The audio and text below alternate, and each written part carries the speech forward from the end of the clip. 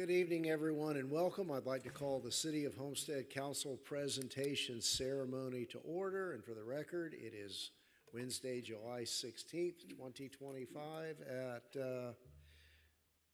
5:32 p.m. We have four proclamations to present tonight, and I'll start. Is there anyone with us from the Florida Water and Pollution Control Operators Association? Is there anyone here from the Florida Water and Pollution Control Operators? I'll come down in.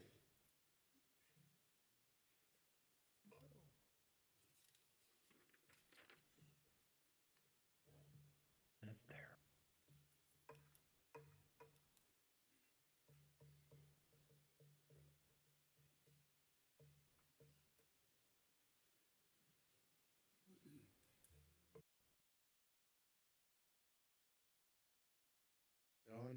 Okay. So, you remember, last month I think we recognized some of the electric guys, and it was after the fact, and it was all over social media that we were presenting a May proclamation in June, and so tonight's going to be, we're proclaiming the month of August. We're ahead of time. So whereas the Florida Water and Pollution Control Operators Association, organized in 1940, is a nonprofit trade organization that promotes the sustainability of Florida's water utility industry through workforce development to protect the health of Florida's citizens and to preserve the state's water resources. And the organization offers water and wastewater treatment plant operator and water distribution operator training courses required for their Florida licenses, voluntary certification programs, and continuing education. And this organization, recognizing the importance of the Florida statutes and codes that regulate the water industry, acts as a liaison between the Florida Department of Environmental Protection and all of the personnel throughout particularly the governmental and quasi-governmental water services. So whereas the Florida Water and Pollution Control Operators recognizes all who have played a significant part in operating and maintaining drinking water, wastewater, and stormwater systems in Florida by celebrating Florida Water Professionals Month, which applauds their constant efforts to protect our health and environment. So we proclaim the month of August 2025 as Water Professionals Month and recognize some of the men and women of our own water utility who keep it running and keep it flushing. Thank you. Thank you very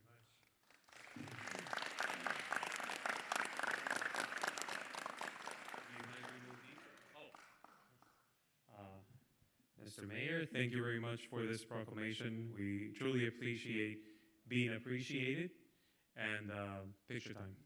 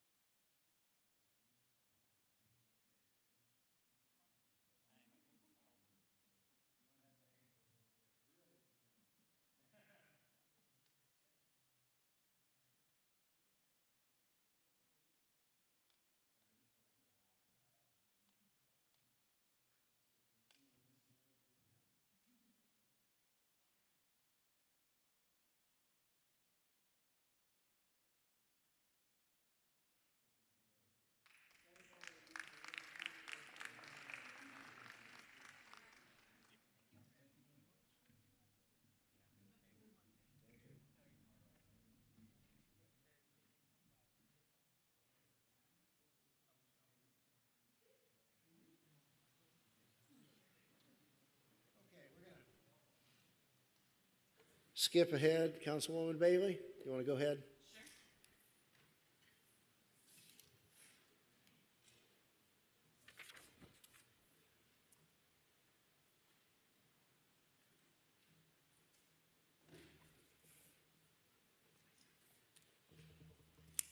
Good evening, everyone. We do have quite a few proclamations today, and the one thing that they all probably have in common is that they probably had some amazing teachers during their schooling. And it is my honor to present a proclamation this evening for a teacher of 20 years at Homestead Middle School, Mr. Charlie Tyson III Tomlinson. If you would like to come join me up here, your family is welcome to come as well.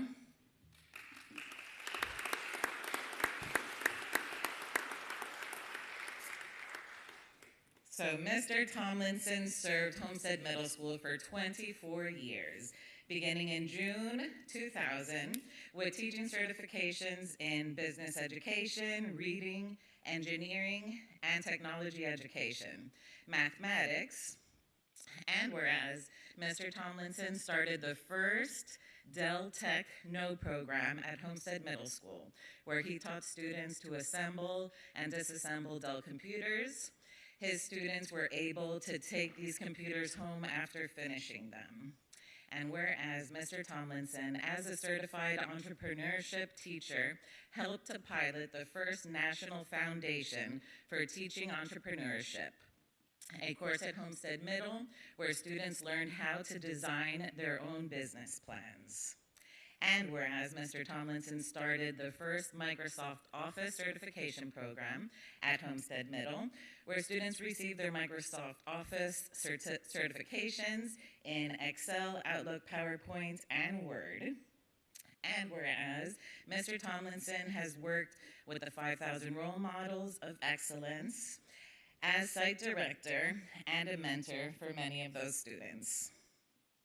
Also, whereas Mr. Tomlinson started the Project Lead the Way Introduction to Computer Science program at Homestead Middle and allowed students to learn coding.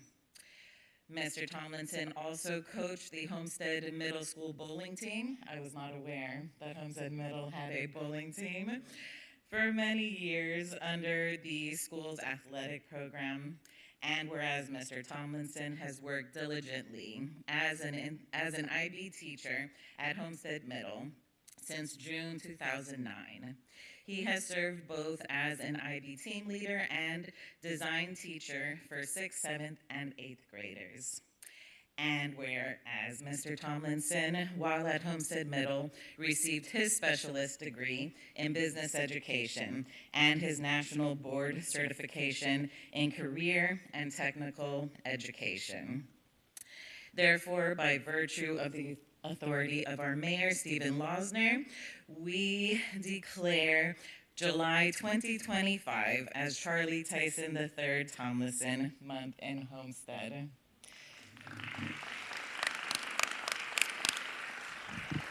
We thank you very, very much for your service. Homestead Middle holds a very special place in a lot of our hearts. And to know that the students there had such an amazing teacher for so long, we thank you from the bottom of our hearts.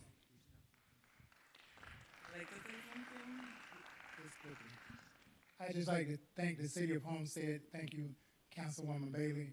I'd like to thank my principal, who's here, my wife, who's always there, and my grandchild. I just want to say thank you, and that's it.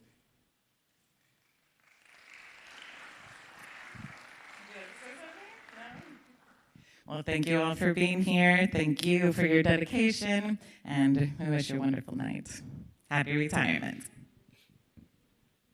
Oh, can one picture real quick in the front here, please? If anybody would like to join or stand up.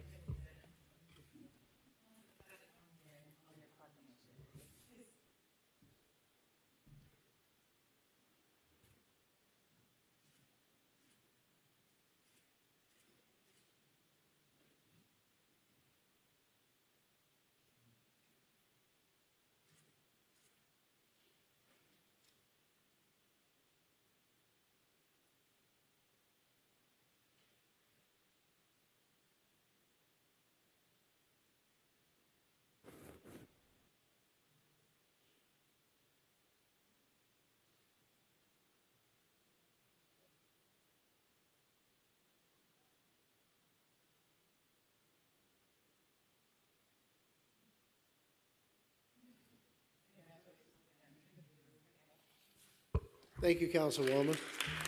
All right, Vice Mayor Fletcher.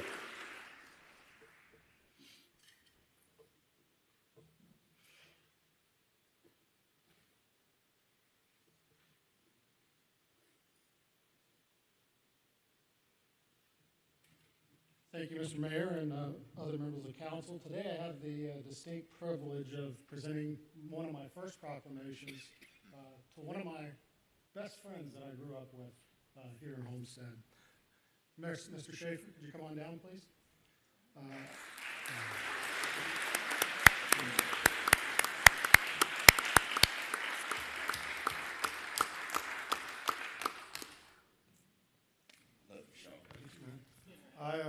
I've known Mr. Schaefer since 1983, and at first we were kind of enemies because we both decided he had a lawn service, I moved into the neighborhood, I started a lawn service, and about 2 days later we decided to join together, and our biggest achievement during that time was we wanted to make enough money so we could buy pizza for lunch every day. And then we found out that Domino's couldn't find my address very easily, so if they didn't deliver in 30 minutes, we got the pizza for free, so we were able to keep some of that money.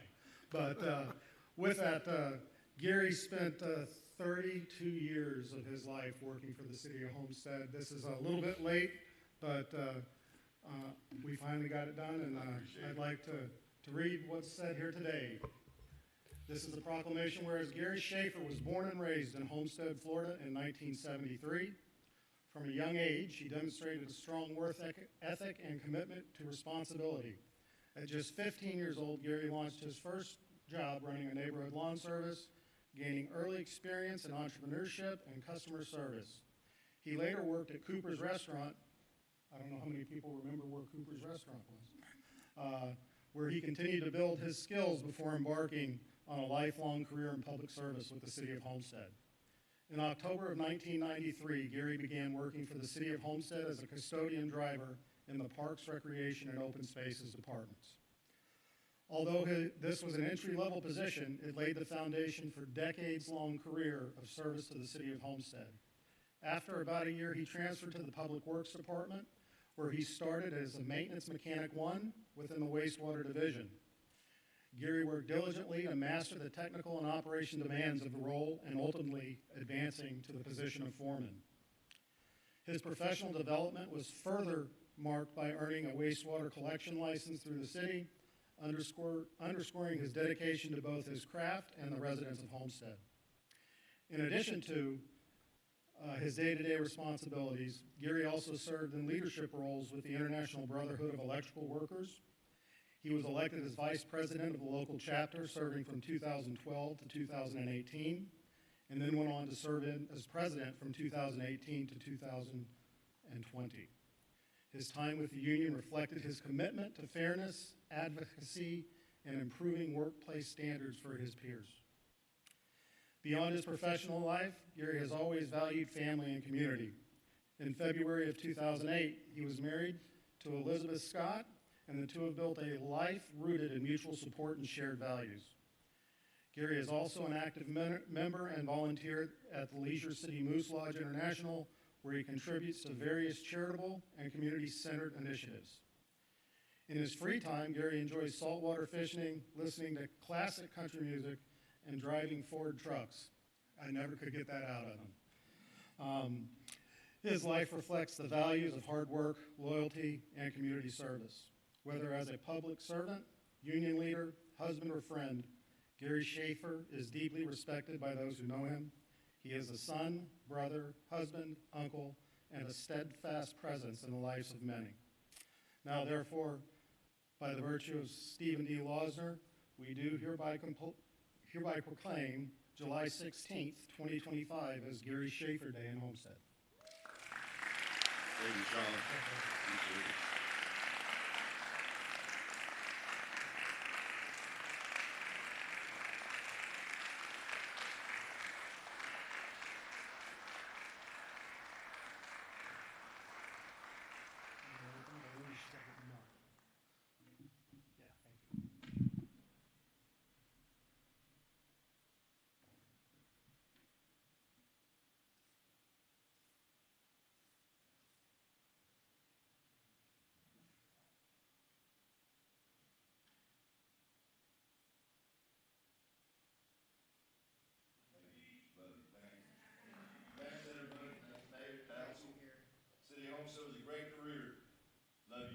Thank you, Gary. Congratulations.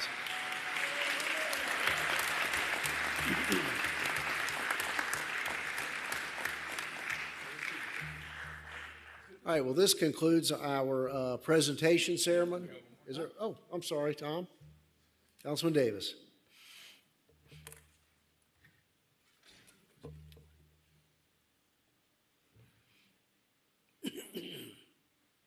Well, I will tell you that I am honored to be here today to recognize an absolute pillar in our community, and one that you may not have heard about.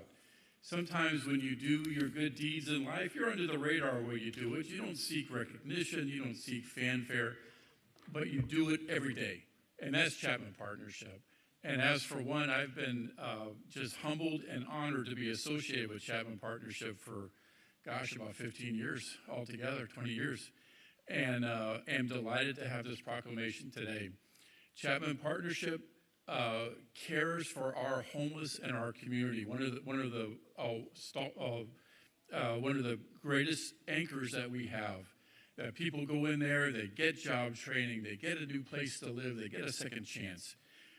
Many of you don't know Alva Chapman, who over the passage of time, we've kind of forgotten who Alva Chapman is.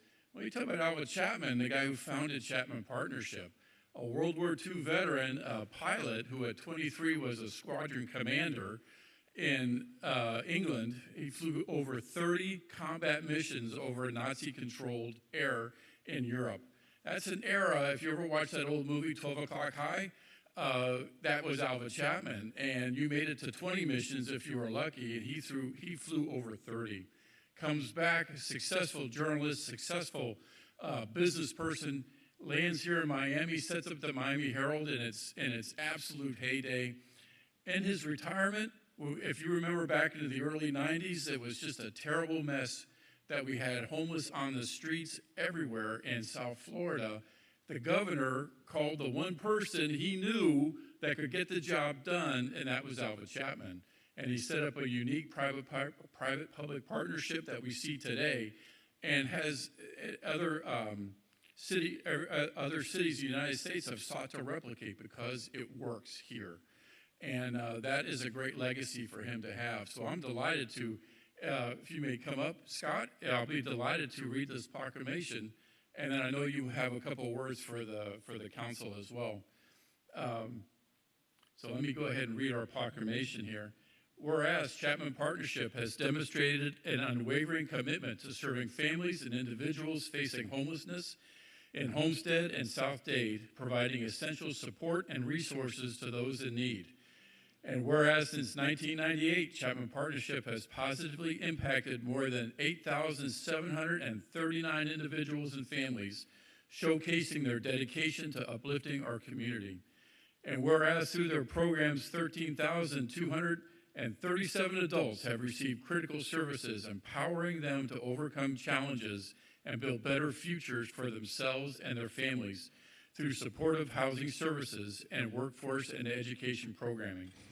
Chapman Partnership has served 5,391 children, ensuring that our youngest community members have access to the necessary resources and support for healthy development and growth through an on-site family resource center. And whereas the organization has addressed the urgent issues of youth homelessness, providing assistance to 1,950 homeless youth, bringing them or helping them find stability and a path towards self-sufficiency.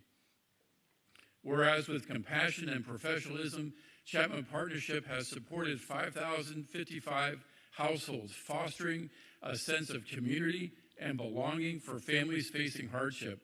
And whereas the work of Chapman Partnership not only meets immediate needs, but also lays the foundation for long-term success and resilience among individuals and families in our community.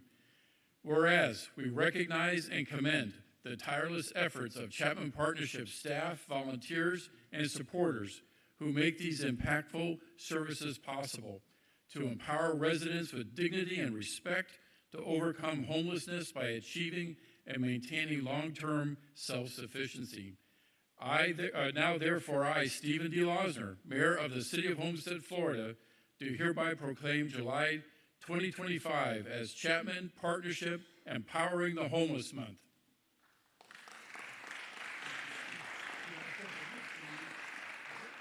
Go ahead,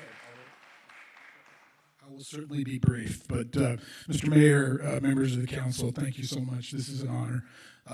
And I want to also just specifically mention Councilman Davis, who's been a stalwart champion for Chapman Partnership for many years, and we're very thankful. And on behalf of the 170 plus Chapman employees and 1,000 people a day that reside in one of Chapman's 2 campuses, we have one here and one downtown. I also want to thank you for that. The reasons and the root causes of homelessness are very complicated. The solutions are even more complicated.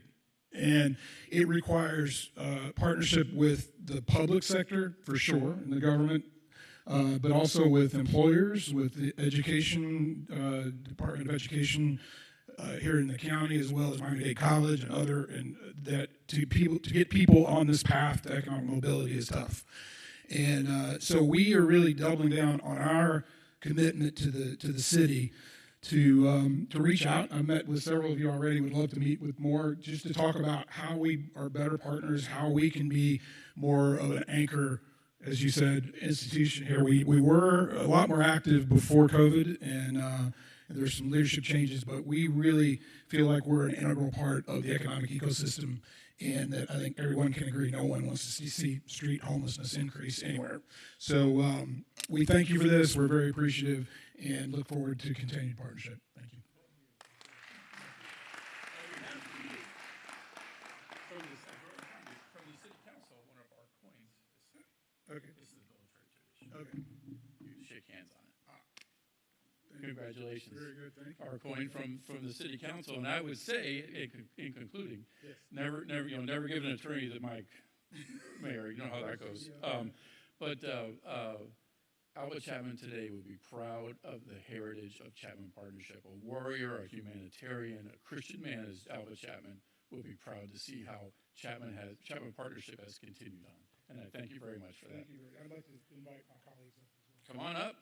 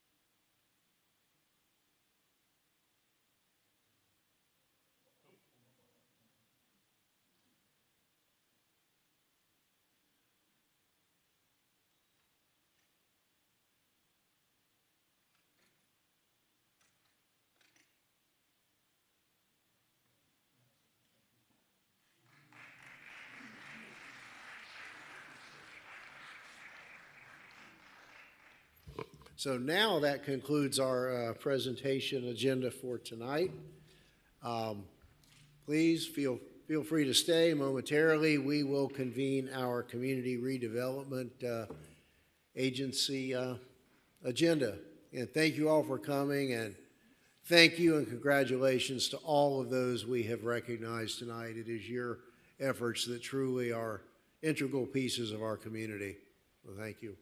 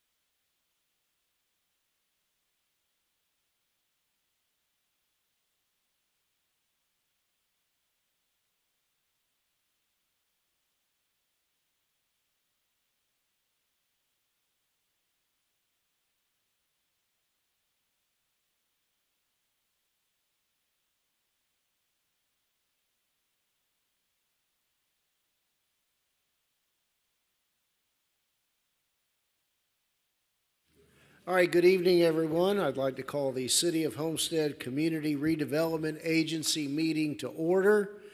Today is Wednesday, July 16th, 2025, and it is now 6:01 p.m. We have a roll call, please, Madam Clerk. Board Member Ross? Here. Board Member Bailey? Here. Board Member Avila? Here. Board Member Davis? Here. Vice Chairman Fletcher? Here. Chairman Losner? Here. Do we have any deletions or deferrals, Mr. Director? No, sir, we do not. All right, we have before us as the only item, or the first item of new business, the approval of the minutes of this body from May 28th. Do we have a motion to approve? Moved. Board Member Ross, second by Board Member Davis. All in favor? Any opposed? Next item, tab 2, Mr. Pearl. Yes, Mr. Chair. Tab 2 is a resolution of the City Council of the City of Homestead, Florida, approving the award of a contract to RCS Construction and Remodeling in the amount of $250,000 for ITB 2025-13 Chrome Marketplace, new surface parking lot, providing for implementation, providing for an effective date. Thank you. Mr. Director. Good evening. What I would add to this is that, as you all may know, you had previously approved the budget allocation for the construction of the parking lot adjacent to and at the rear of the Crow Marketplace building. We are underway with the undergrounding of the utilities there. The parking lot being the phase 2 is one that we are seeking to proceed with. As it occurred, though, the bids that were submitted after we had put this out all exceeded what the initial budget allocation was, or our anticipated allocation. So this is simply a budget adjustment to allow us to move directly into that process. These are dollars that will be drawn from the overall budget allocation that we had for the Chrome Marketplace. So it's one that we would recommend we approve to proceed with and expedite that work. Thank you. Any questions from the board on this parking lot development? Are there none? Do we have a motion to approve? Moved by Board Member Avila, second by Board Member Bailey. Is there anyone from the public wishing to speak on this matter? Seeing none, I will close the public hearing. Roll call, Madam Clerk. Board Member Davis? Yes. Board Member Ross? Yes. Board Member Avila? Yes. Board Member Bailey? Vice Chairman Fletcher? Yes. Chairman Losner? Yes. The motion carries. Anything further, Mr. Beck? No, that is the only voting item tonight, sir. All right, very good. Are there any public comments with respect to the Community Redevelopment Agency? Any general public comments? All right, seeing none, I will entertain a motion to adjourn. Moved and seconded. All in favor? Any opposed? Meeting adjourned, and if you'll give us just a couple of minutes, we will convene the regular City Council meeting.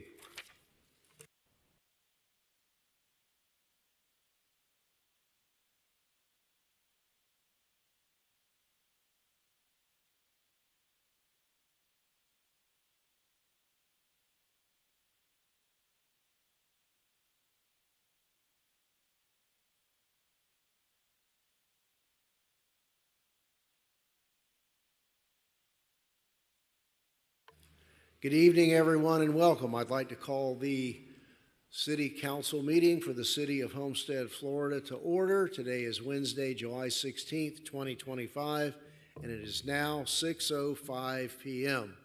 This evening, our invocation will be given by Pastor Alex Messina of the Summit Church of Homestead, followed by the Pledge of Allegiance led by Councilman Roth and our very own Homestead Police Explorers. We all rise, please.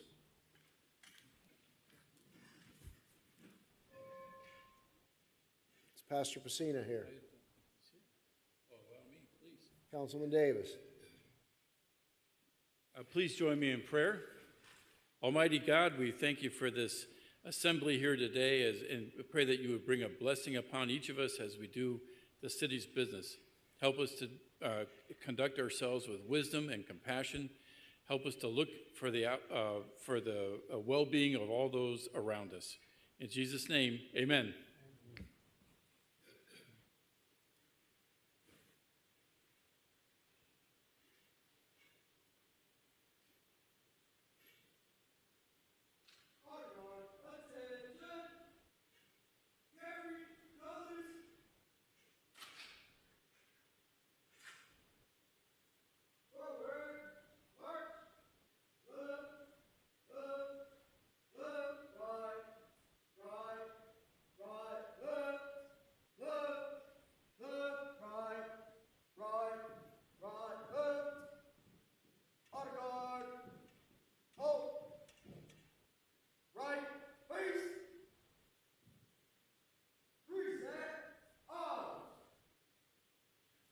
Please join me in pledging to the greatest symbol of freedom in the world.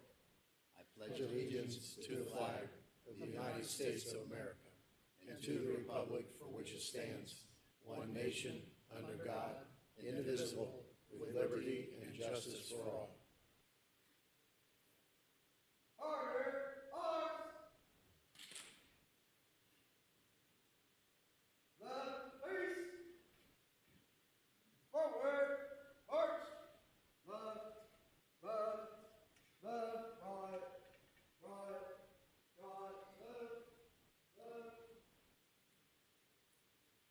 Thank you all. Please be seated.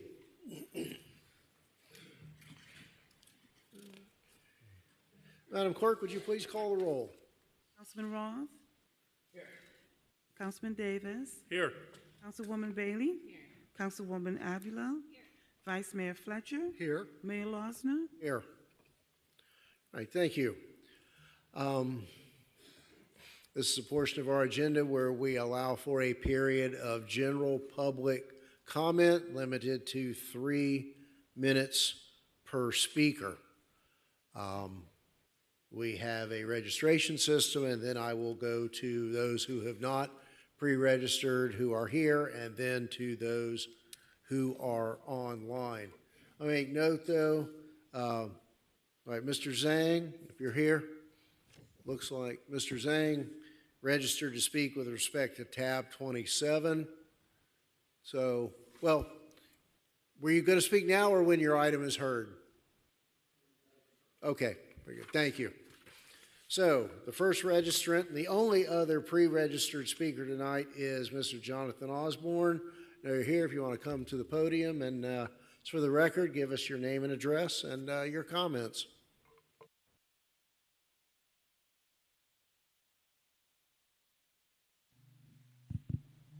How you doing? Jonathan Osmond. I live at 1524 Northwest 5th Ave. So I got a couple questions for both council and Chief Knapp. My first question is from, obviously, the people. I got numerous questions to get answered from people, but these are only the ones I got. I was told to ask Chief Knapp about Ryan Cawley's new assignment and what does it have to do with internal affairs. I mean, for me, that's irrelevant, but, you know, the main concern is just asking Councilman Clemente, who is not here, but we're going to skip that one. Councilman Jennifer Bailey, nothing personal, this is from the people. They want to know if you're okay with ICE terrorizing your immigrants in your district, the Southwest District and Exit 1 neighbors. That's one of the questions from the people. You know, if you want to answer, that's up to you, but you know, I'm just here to relay the message. Another question was Tom Davis. Is he still a reservist at the Homestead Air Base, and is his wife an immigrant descent? That was another question. And another question was, thank you, Larry Roth. Steve Losner, are you a Republican? Now, Mike, there's no founded fears in Homestead. Well, there's a lot of fears in Homestead. I've had videos. Chief Knapp, this one's going to be for you. I don't care how you take it. You made a post earlier today, yesterday, whatever. We're not fake news. We go by what we see, the department running with Florida City Highway Patrol, ICE right down the street here. Our information is the same as if you get it too. I don't post nothing that's not fake, and if I do, I take it off. I've done it numerous times. There's only 2 of us that do Instagram in this community, and we're very big with it. One you guys hate. I'm not going to mention his name, okay? Y'all know who he is. I am his sister Instagram partner.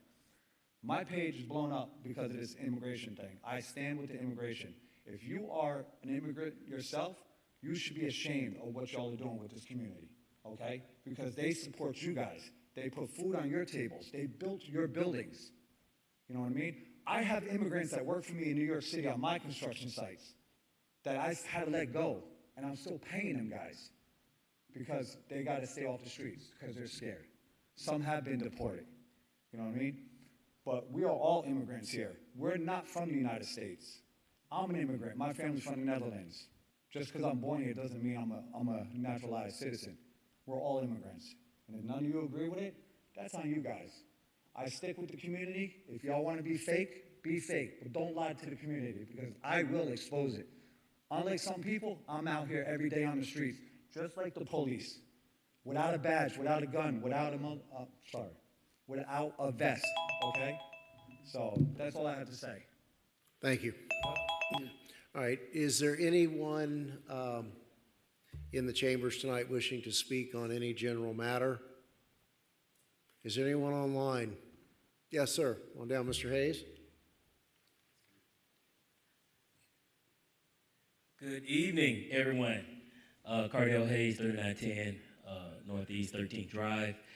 It's that time of the year again, Black Business Month. This year, another celebration and expo. We are delighted to be in partnership with Homestead CRA, Jared Beck. We've been in conversations on how we're going to curate this year's event. It means a lot for us because in our community, when it comes to minority businesses, our goal is to always support, provide a platform, do everything that we can. This event is geared towards everything related to that. And at the same time, put a little bit more eyesight on our current CRA. There's no doubt the mission of the CRA is phenomenal with all the capital projects that's going on. We just want to put in that same theme, the minority businesses that are part of the community and offer information in regards to opportunities that the city of Homestead have. So on August 8th, and I apologize that I didn't have the image to put up on the screen, but I did share a small flyer. We're going to do something great again right across the street over here at Miami-Dade College, 4th floor, the conference room, the outdoor terrace. The best part about it, the best food in Homestead. So I don't want anyone to miss this. This is for everybody. And more importantly, our community, as it continues to grow when it comes to economic development, I mean, there's nothing better than City of Homestead in the way that we're moving. I'm glad to be a part of it. I think it's a blessing, that we're able to have this 3rd year in a row. So to the council, thank you. Thank you for all your support. Thank you, Mr. City Manager. And forgive me, to the new chief, you invited too, right? I want you to be a part of this. So it means a lot that we have everyone involved. Thank you. Thank you, Mr. Hayes. Appreciate it. Okay. Mr. Manager, do you have is there anyone online? Last chance, public comment from those in the room. All right, we're going to close the public comment section of the agenda. Mr. Manager, do you have any additions, deletions, or requested deferrals? Yeah, Mr. Mayor and council members, car number 4575, which is the bond referendum resolution for geo bonds for parks and roadway improvements. The administration would like to withdraw this item. We hope to come back on the August 5th car meeting with a special call to reconsider this in view of the conversation we're having with folks on the Homestead Regional Park. So we want to make sure we capture both on the same thing. And also, I do have a supplementary item to add, car item 4680. I think you have it in front of your desk. This is a razor to amend funding for strategic plan consultants' travel expenses. Based on the existing contract that was established back in December of 2024, we need an additional $5,000 to cover their travel expenses. Good. Thank you, Mr. Manager. So let's do this. Let's have a motion to approving the withdrawal of the bond item tonight. Second motion would be to add the item with respect to the strategic plan, and while we're there, we'll go ahead and consider that payment and put that behind us. So do we have a motion to approve the requested withdrawal of the bond item? Moved by Councilman Ross, seconded by Councilman Davis. Any questions or comments from council on that? Any questions or comments from the public? Seeing none, and let's have we'll have a roll call on the approval of the withdrawal of that agenda item. Councilwoman Bailey? Yes. Councilman Ross? Yes. Councilman Davis? Yes. Councilwoman Avila? Yes. Vice Mayor Fletcher? Yes. Mayor Losner? Yes. The motion. And now we'll need a motion to add car 4680 to the agenda. Moved by Councilman Roth, seconded by Vice Mayor Fletcher. There's nothing further from council. Is there any public comment on this item? Seeing none, let's have a roll call vote. Councilwoman Avila? Yes. Councilwoman Bailey? Yes. Councilman Davis? Yes. Councilman Roth? Yes. Vice Mayor Fletcher? Yes. Mayor Losner? Yes. The motion carried. And now a motion to approve the request contained in car number 4680. Moved by Vice Mayor Fletcher. Second by Councilman Davis. Any further questions or comments or any public comment? Seeing none, let's have a roll call vote on the approval. Councilman Roth? Yes. Councilwoman Avila? Yes. Councilman Davis? Yes. Councilwoman Bailey? Vice Mayor Fletcher? Yes. Mayor Losner? Yes. The motion carries. Now, if there are no objections, if we jump forward to tab 25, as we have another city attorney standing by online who has been the lead attorney for this matter. We could jump to tab 25. Mr. Pearl? Yes, Mr. Mayor. Tab 25 is a resolution of the City Council of the City of Homestead, Florida, approving a commercial contract and addendum between the City of Homestead and Flanagan's Enterprises, Inc. for the sale of approximately 2.49 acres of city-owned property, authorizing the city manager to negotiate and execute any necessary documents to complete the transaction, providing for implementation, and providing for an effective date. Thank you, sir. We have a brief report on this item. Mr. Mayor and Council, back in February of this year, 2025, the city issued a notice of disposal of property in the CRA. On March 4th, Flanagan's Enterprises submitted a proposal for the acquisition of approximately 2.4 acres of the old City Hall Library site at a per acre price of $974,771, or a total price of $2,332,627. The per acre price was consistent with the most recent appraisal that was completed at the time for overall 17+ acre of the old former City Hall's property. The proposal includes approximately 8,500 square feet of restaurant space, a 3,200 square foot of approximately retail store, and approximately 120 parking spaces. Access easements will be acquired as part of the planning and sale process to provide assured and perpetual access from US 1, which is also known as State Road 5, and Campbell Drive to the subject parcel. On April 16, the City Council adopted Resolution R 2025-0440, directing staff to negotiate a sale contract. Pursuant to that direction, the attached resolution approves the final commercial contract as well as an addendum with Flanagan's for the sale of the library site for a total price of $2,332,627. The agreement sets forth the terms and conditions for the closing, including submission deadlines, escrow deposits, and obligations regarding the due diligence, title, and access. The contract also requires Flanagan's to develop the site as a full-service restaurant and retail liquor store, subject to certain post-closing obligations related to plating and development. We stand by for any questions, sir. Thank you, Mr. Manager. Is there anyone here on behalf of Flanagan's? Anything to add?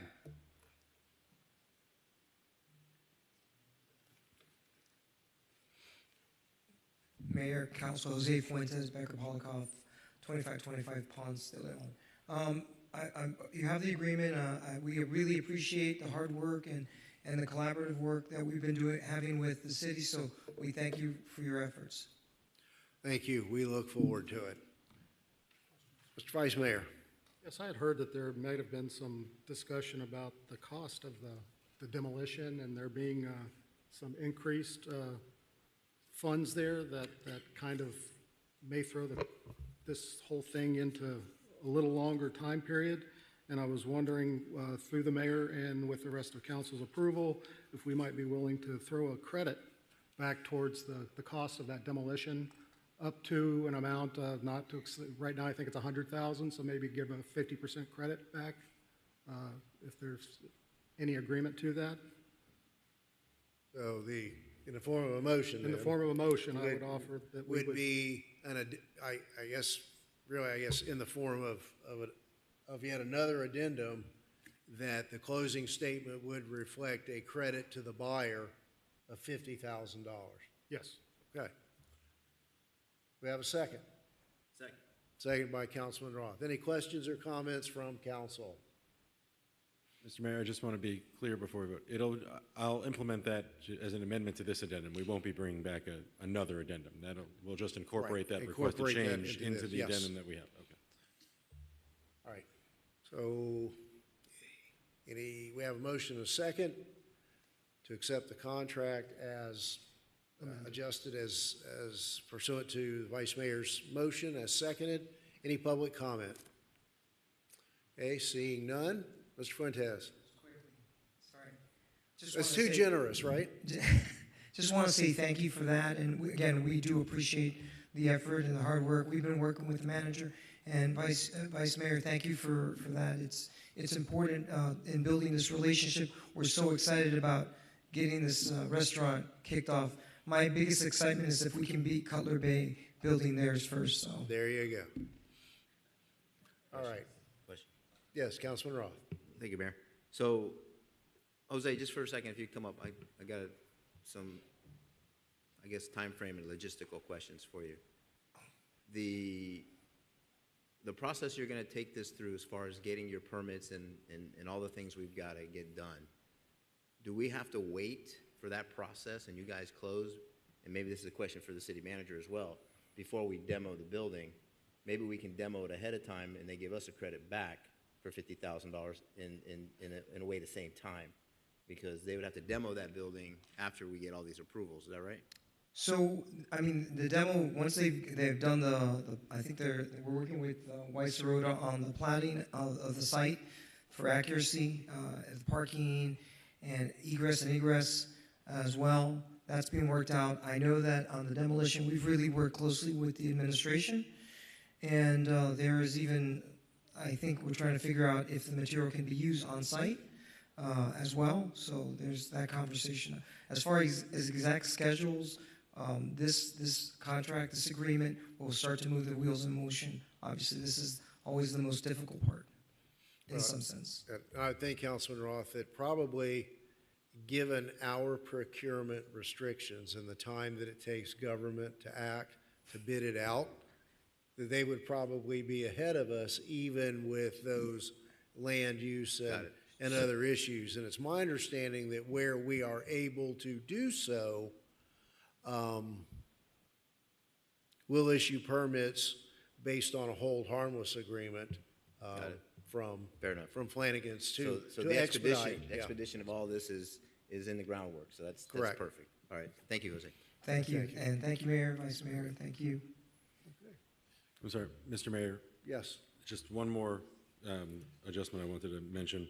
There was an amendment that it's not reflected in the one on the agenda. I believe it was circulated. I have one here. Yes. But it just reflects that if Flanagan's were to fail to develop the property in the schedule of form, then will include a provision the city can buy it back at the purchase price if they fail to develop it. Right, at our option. Right. Okay, very good. All right, let's have a roll call vote for some ribs and wings. Councilman Roth? Yes. Councilman Davis? Yes. Councilwoman Avila?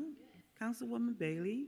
Vice Mayor Fletcher? Yes. Mayor Losner? Bring on the green cups. The motion carries. Thank you. So, back to the normal order of the agenda. Tab 1, we have a presentation under car number 4675 regarding the Florida retirement system.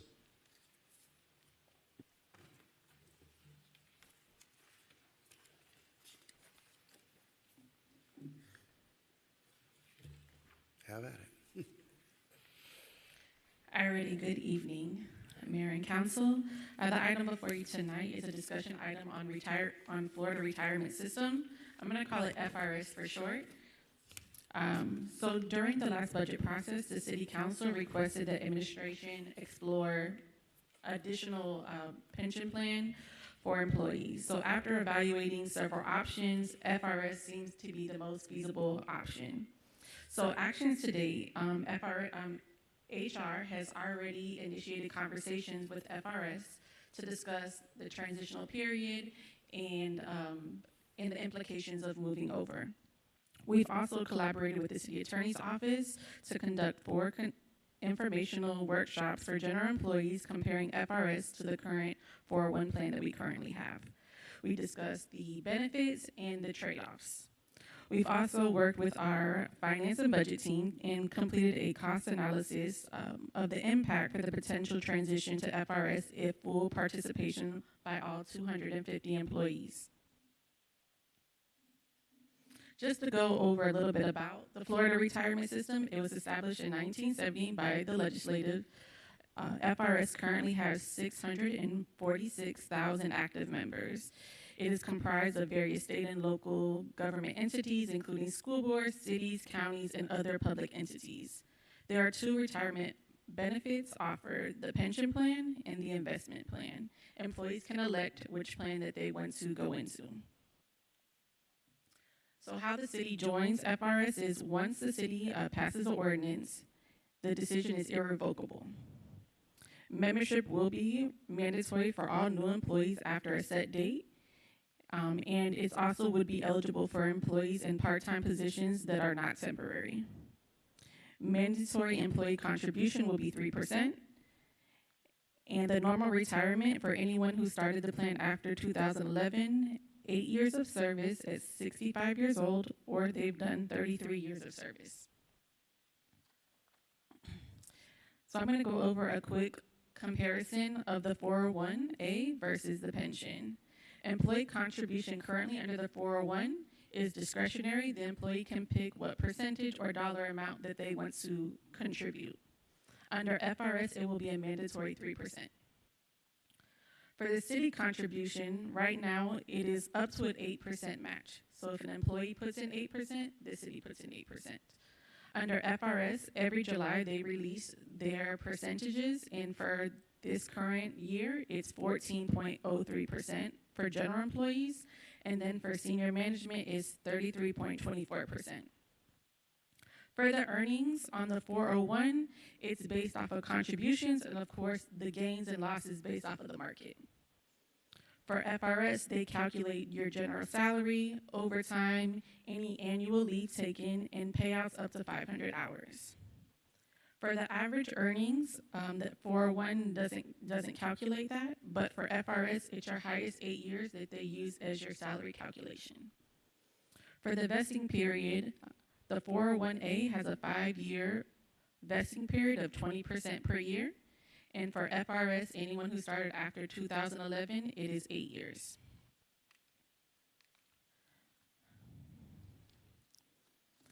So quickly, I will go over the financial impact. Below outlines the total cost of the worst case scenario. So this is if the 250 employees that are eligible transition over to FRS. Please note that sworn officers are excluded due to collective bargaining agreements, and employees enrolled in the general pension plan are not eligible. So at the bottom, I know it's kind of small, the total cost to move over annually could potentially be $1.7 million. And for the general fund, that equals about $838,000. This is a worst case scenario. This is only if every employee eligible moves over. So we also did employee focus groups. Over 150 employees participated in 4 FRS workshops. A total of 128 employees completed a follow-up survey. We asked one question. Based off of the information received, would you be interested in transferring to FRS? 93% indicated they would be interested. We also reviewed feedback gathered through the strategic plan process, and when HR has gone out to the different departments meeting with employees, they've also spoken out regarding a pension plan. Some of the benefits of transitioning to FRS include the cost predictability for the city. While the city contributes are required, the state provides oversight and manages the independent retirement plan. It also is very helpful for recruitment for professionals. Offering FRS makes the city more attractive to highly qualified professionals, especially those with prior service who are already vested in the system. It also makes us competitive with talent acquisition. FRS is widely respected and recognized throughout the state of Florida, and participating increases the city's ability to compete with other municipalities and state agencies for candidates. It also provides improved retention. Employees are likely to stay long-term due to the vesting pension benefits and the stability of FRS. FRS also provides a financial security for employees, where the defined benefit option under FRS provides predictable outcome. It is more appealing than the market-dependent 401 type plans. It also allows for portability within the public sector. FRS participants can transfer their service between different agencies, which appeals candidates who have worked at many different municipalities throughout the state. For the 401A plan, the risk is assumed by the participant, and for FRS, it falls on the state. Lastly, it's a positive perception by current and prospective employees. The move to FRS is also viewed as a commitment by the city to invest in our workplace. So at this time, I'll take any questions, and we're just looking for guidance on if this is something the city would like to move forward with. So I'll take any questions at this time. All right, thank you, Council. Mr. Councilwoman, no? Okay. Councilman Davis, no? Vice Mayor? Yes, thank you, Mr. Mayor. And I believe I'm the one that brought this up back during the discussion time during the bargaining agreements. But I understand there's lots of benefits for the employees here and a few benefits for the city. But what are some of the contrasts to that? Currently, it looks like about an $800,000 a year contribution contrast that we have to come up with to help offset those costs.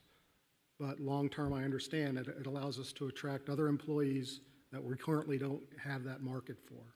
So is it something that we want to take on as that risk in order to ensure we're getting the best talent here at the City of Homestead and that our taxpayers are getting the right long-term investment for their money as well?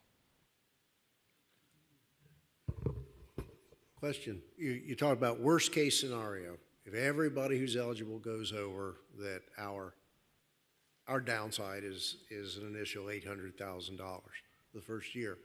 But then later on you mentioned that we're relieved of other administrative costs. Is that calculated into the 800, or would that eat away because we're bearing costs to manage our system now?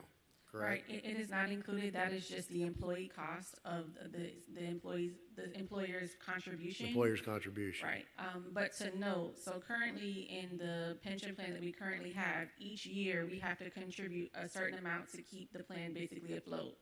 Once an employee leaves under FRS, that cost goes away from the city and goes into that pool through the state. Mm-hmm. So that is the long-term kind of aspect to it. Well, and I think for me, that's where our focus needs to be, is long-term foundational stability and controlling of unknowns. So, Mr. Manager, just looking for direction to proceed? Yes, Mr. Mayor, we're looking towards, if this goes through today, if you direct us to proceed, we are going to come back with another item for your approval in terms of an ordinance that creates the actual retirement system. An additional workshopping will be done by Florida Retirement System, coming down here to talk to our employees more before anyone makes any financial decision. It is the hope to have this in place for the coming fiscal year? That's the expectation. By 10/1, we should be able to have this transition. program. Yeah. Very good. Do we have a motion to direct management to proceed? Moved by Councilman Davis, seconded by Councilwoman Avila. Further discussion? Vice Mayor? Okay. Any public comment? No one online, so we'll close the public comment. Last chance, we're good? But we'll see this at least one more time. All right, let's have a roll call then, Madam Clerk. Councilman Roth? Councilwoman Bailey? Councilman Davis? Yes. Councilwoman Avila? Yes. Vice Mayor Fletcher? Yes. Mayor Losner? Yes. The motion carries. All right. Thank you. Thank you. Our next item is the consent agenda, tabs 2A through tab 9. Moved for approval by Councilman Roth. Second by Councilwoman Bailey. Is there any public comment? Seeing none, let's have a roll call vote on the approval of the consent agenda. Councilwoman Bailey? Councilman Roth? Councilwoman Avila? Councilman Davis? Yes. Vice Mayor Fletcher? Yes. Mayor Losner? Yes. The motion carries. Very good. Thank you all. Okay, moving along to agenda item number 7, Mr. White. Yes, please be advised the following items on the agenda are quasi-judicial in nature. If you wish to comment upon any of these items, please indicate the item number you would like to address when the announcement regarding the quasi-judicial item is made. An opportunity for persons to speak on each item will be made available after the applicant and staff have made their presentations on each item. Swearing in, all testimony, including public testimony and evidence, will be made under oath or affirmation. Additionally, each person who gives testimony may be subject to cross-examination. If you do not wish to either be cross-examined or sworn, your testimony will be given its due weight. The general public will not be permitted to cross-examine witnesses, but the public may request the council to ask questions of staff or witnesses on their behalf. The full agenda packet on each item is hereby entered into the record. Persons representing organizations must present evidence of their authority to speak for the organization.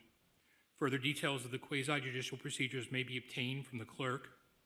In accordance with Code Section 2-590, any lobbyist must register before addressing the council on any of the following items. At this time, council members must disclose any ex parte communications concerning tab 10 on this evening's quasi-judicial agenda. Disclosures on tab 10. Councilman Davis? None? Vice Mayor, I did have ex parte on tab 10. Councilman Roth did also. Councilwoman Bailey and Avila. So at this time, I'd ask the clerk to swear in any persons who wish to testify on any quasi-judicial items. So anyone in the audience, if you wish to speak on this item, please stand, raise your right hand to be sworn by the clerk. Do you hereby swear or affirm to tell the truth and nothing but the truth to help me God? Thank you. You may be seated. Mr. Mayor, I would like to, I did have quasi-judicial, I did have communication on this year. So noted. Thank you. So tab 10, car number 4657, it's a site plan amendment. It's a resolution of the City of Homestead, Florida, approving an amendment to a previously approved site plan as requested by Milrose Properties Florida LLC for the development of a new residential subdivision totaling 296 residential townhome dwelling units located on an approximately 59.08 acre of land, generally located at the northwest corner of the intersection of East Palm Drive, Southwest 344th Street, and Southeast 12th Avenue, Tennessee Road, as legally described in Exhibit A and providing for an effective date. Thank you. Do we have a presentation by, well, let's hear from the applicant.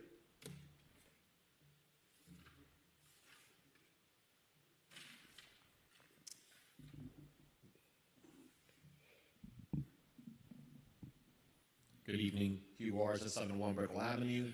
Pleasure to be here before you. As always, Mayor, Vice Mayor, council members, Mr. Manager. Special welcome to Ms. Storch. I have worked with her in her previous city for many, many, many years. You all have a wonderful addition to your team here, and I look forward to continuing to work with her. I am joined by representatives from Lennar and our design professionals. Don't be scared. They stood up in case there was a question to be sworn in. I promise to keep this brief. This is a project that should seem familiar to all of you, as it is on the west side of 12th Avenue, on the other side of Homestead High School, catty corner to the recently built Publix in the south part of your city. I brought an application before all of you some time ago, a few months ago, at this point last year, to seek approval for a townhome development project. The property at the time had the density, the medium density land use designation, the zoning designation, all that was in place. So all you took upon your review on that date was a site plan approval. We were doing so on behalf of the then owner of the property. Subsequent to that, Lennar Homes purchased the property, and I'll get to why we're here in a minute. There is the corner parcel, which is a commercial parcel. That parcel remains under the ownership of the prior owners, the ones who own the entirety of the site. We actually have an application in for the development of that site as a commercial center, and so hopefully we'll be bringing that one to you in a few months, but it is not before you yet. It is not ripe yet to be brought. So the takeaway from here is what we're doing this evening does not impact what's been previously approved, the density, the land use, the zoning, all of that has been kind of spoken for.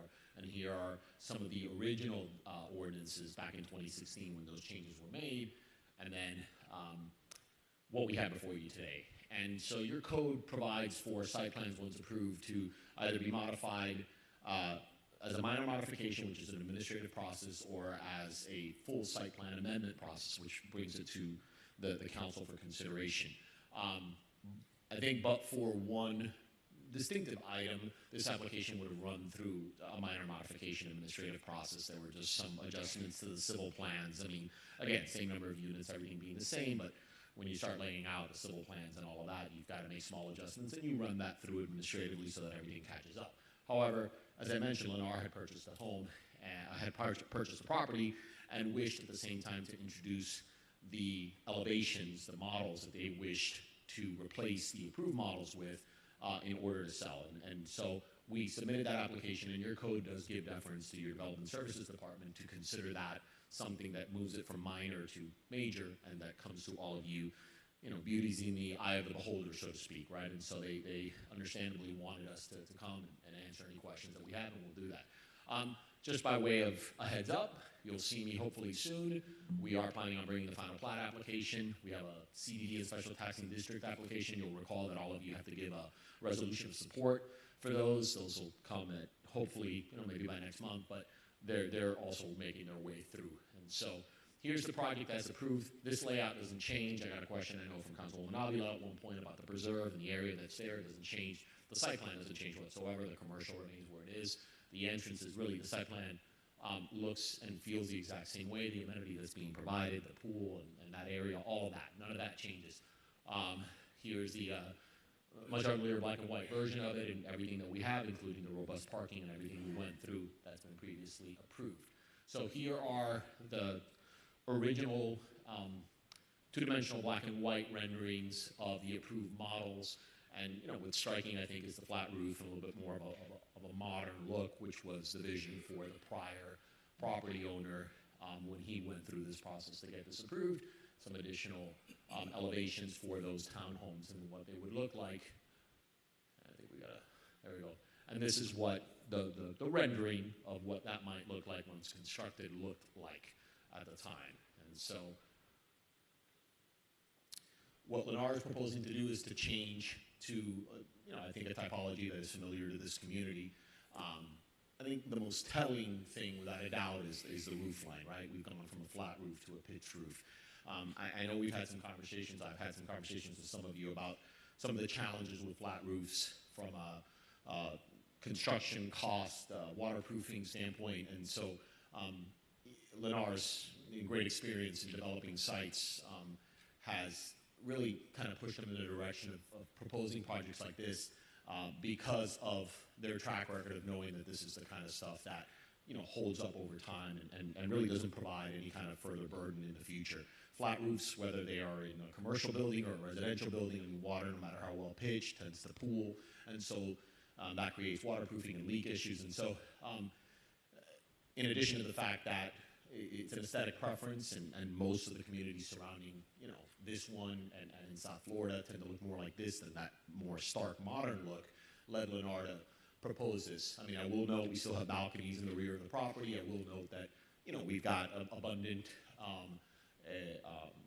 windows and the like. There's no blank walls or anything like that. So we're not looking to get away from some of those enhancements, but principally looking to move to this type of use. And here are some of the additional renderings that we have, which I will be the first to admit doesn't quite look the same. I think just the quality of the rendering, not the quality of the work.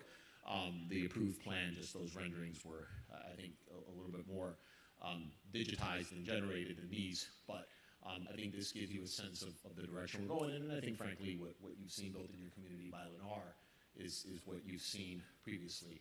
So really, we're seeking to change that architectural look for the approved townhouses and the site amenity building.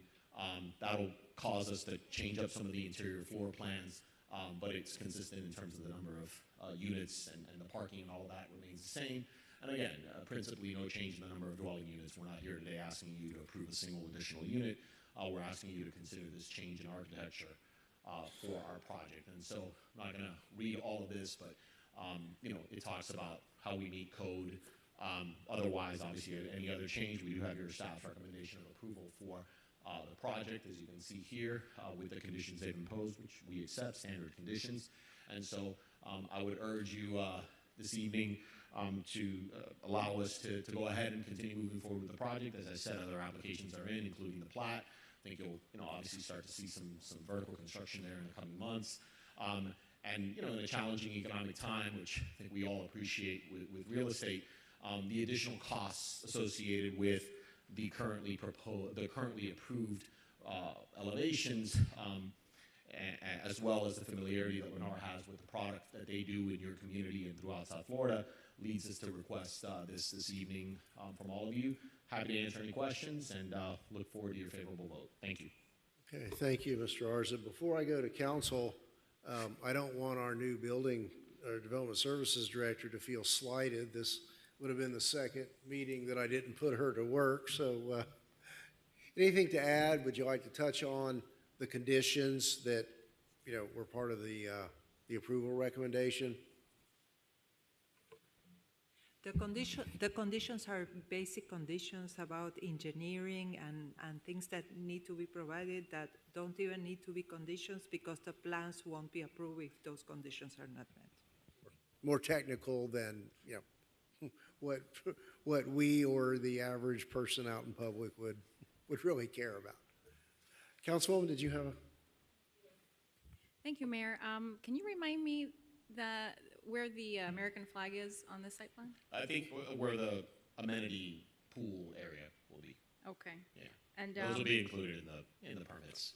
Thank you. And then is the proper? I'm trying to confirm that road in these site plans on the corner where the commercial abuts the preserve. That is Palm.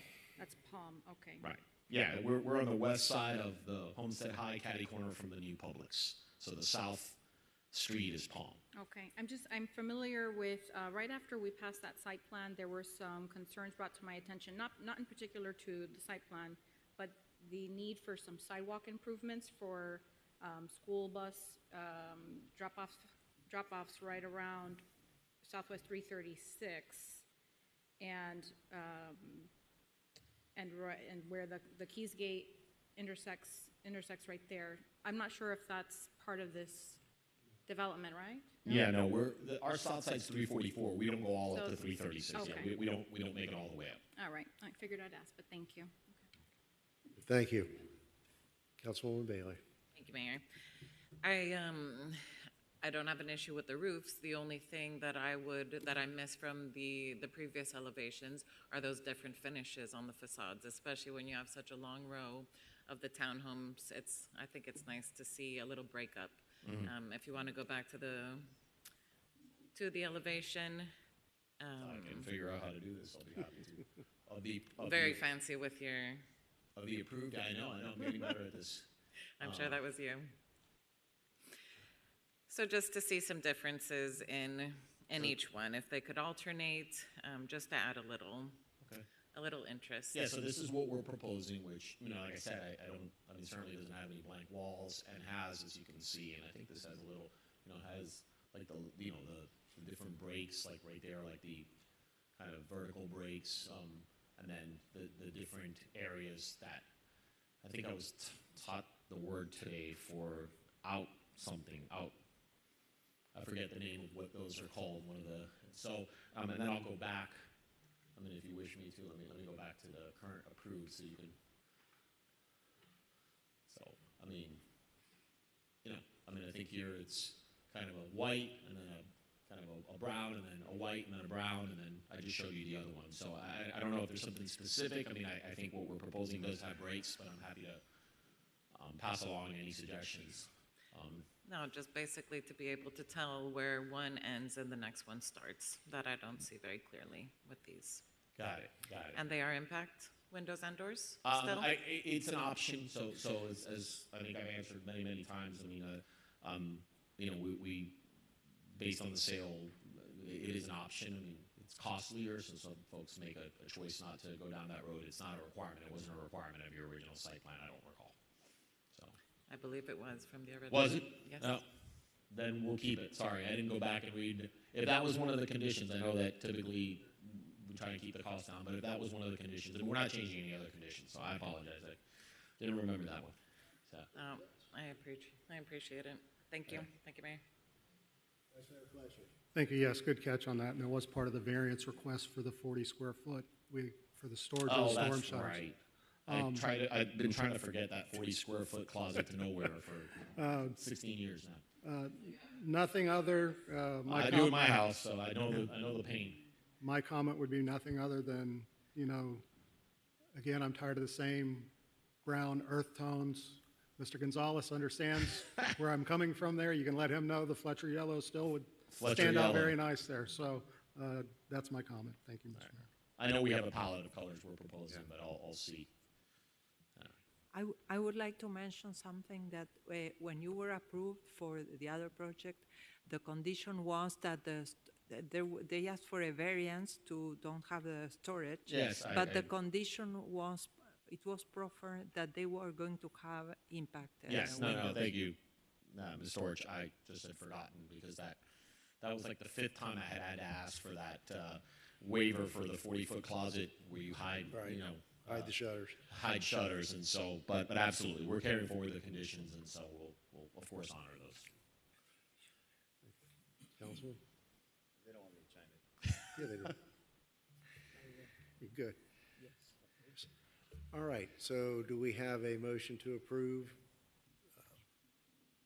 Yes, Mr. White?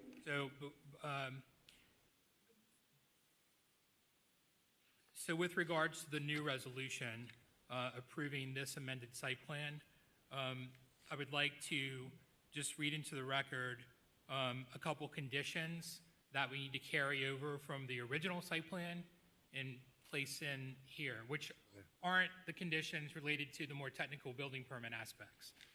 So we would like to add a condition that says all townhome dwelling units constructed within the approved residential subdivision shall include hurricane impact windows. Mm-hmm.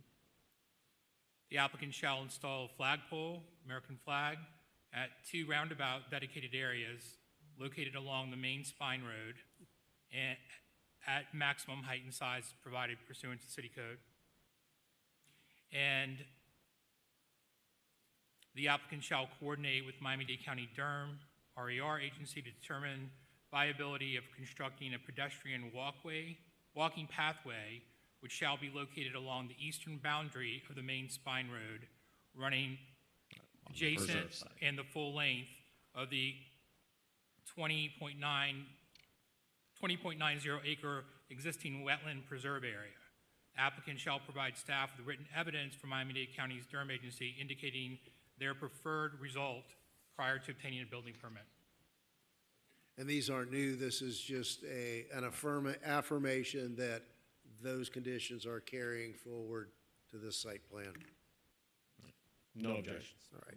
So we have a motion that includes those conditions. So I think we have did we have a motion in a second? Moved by Councilwoman Bailey. Second. Second by Vice Mayor Fletcher.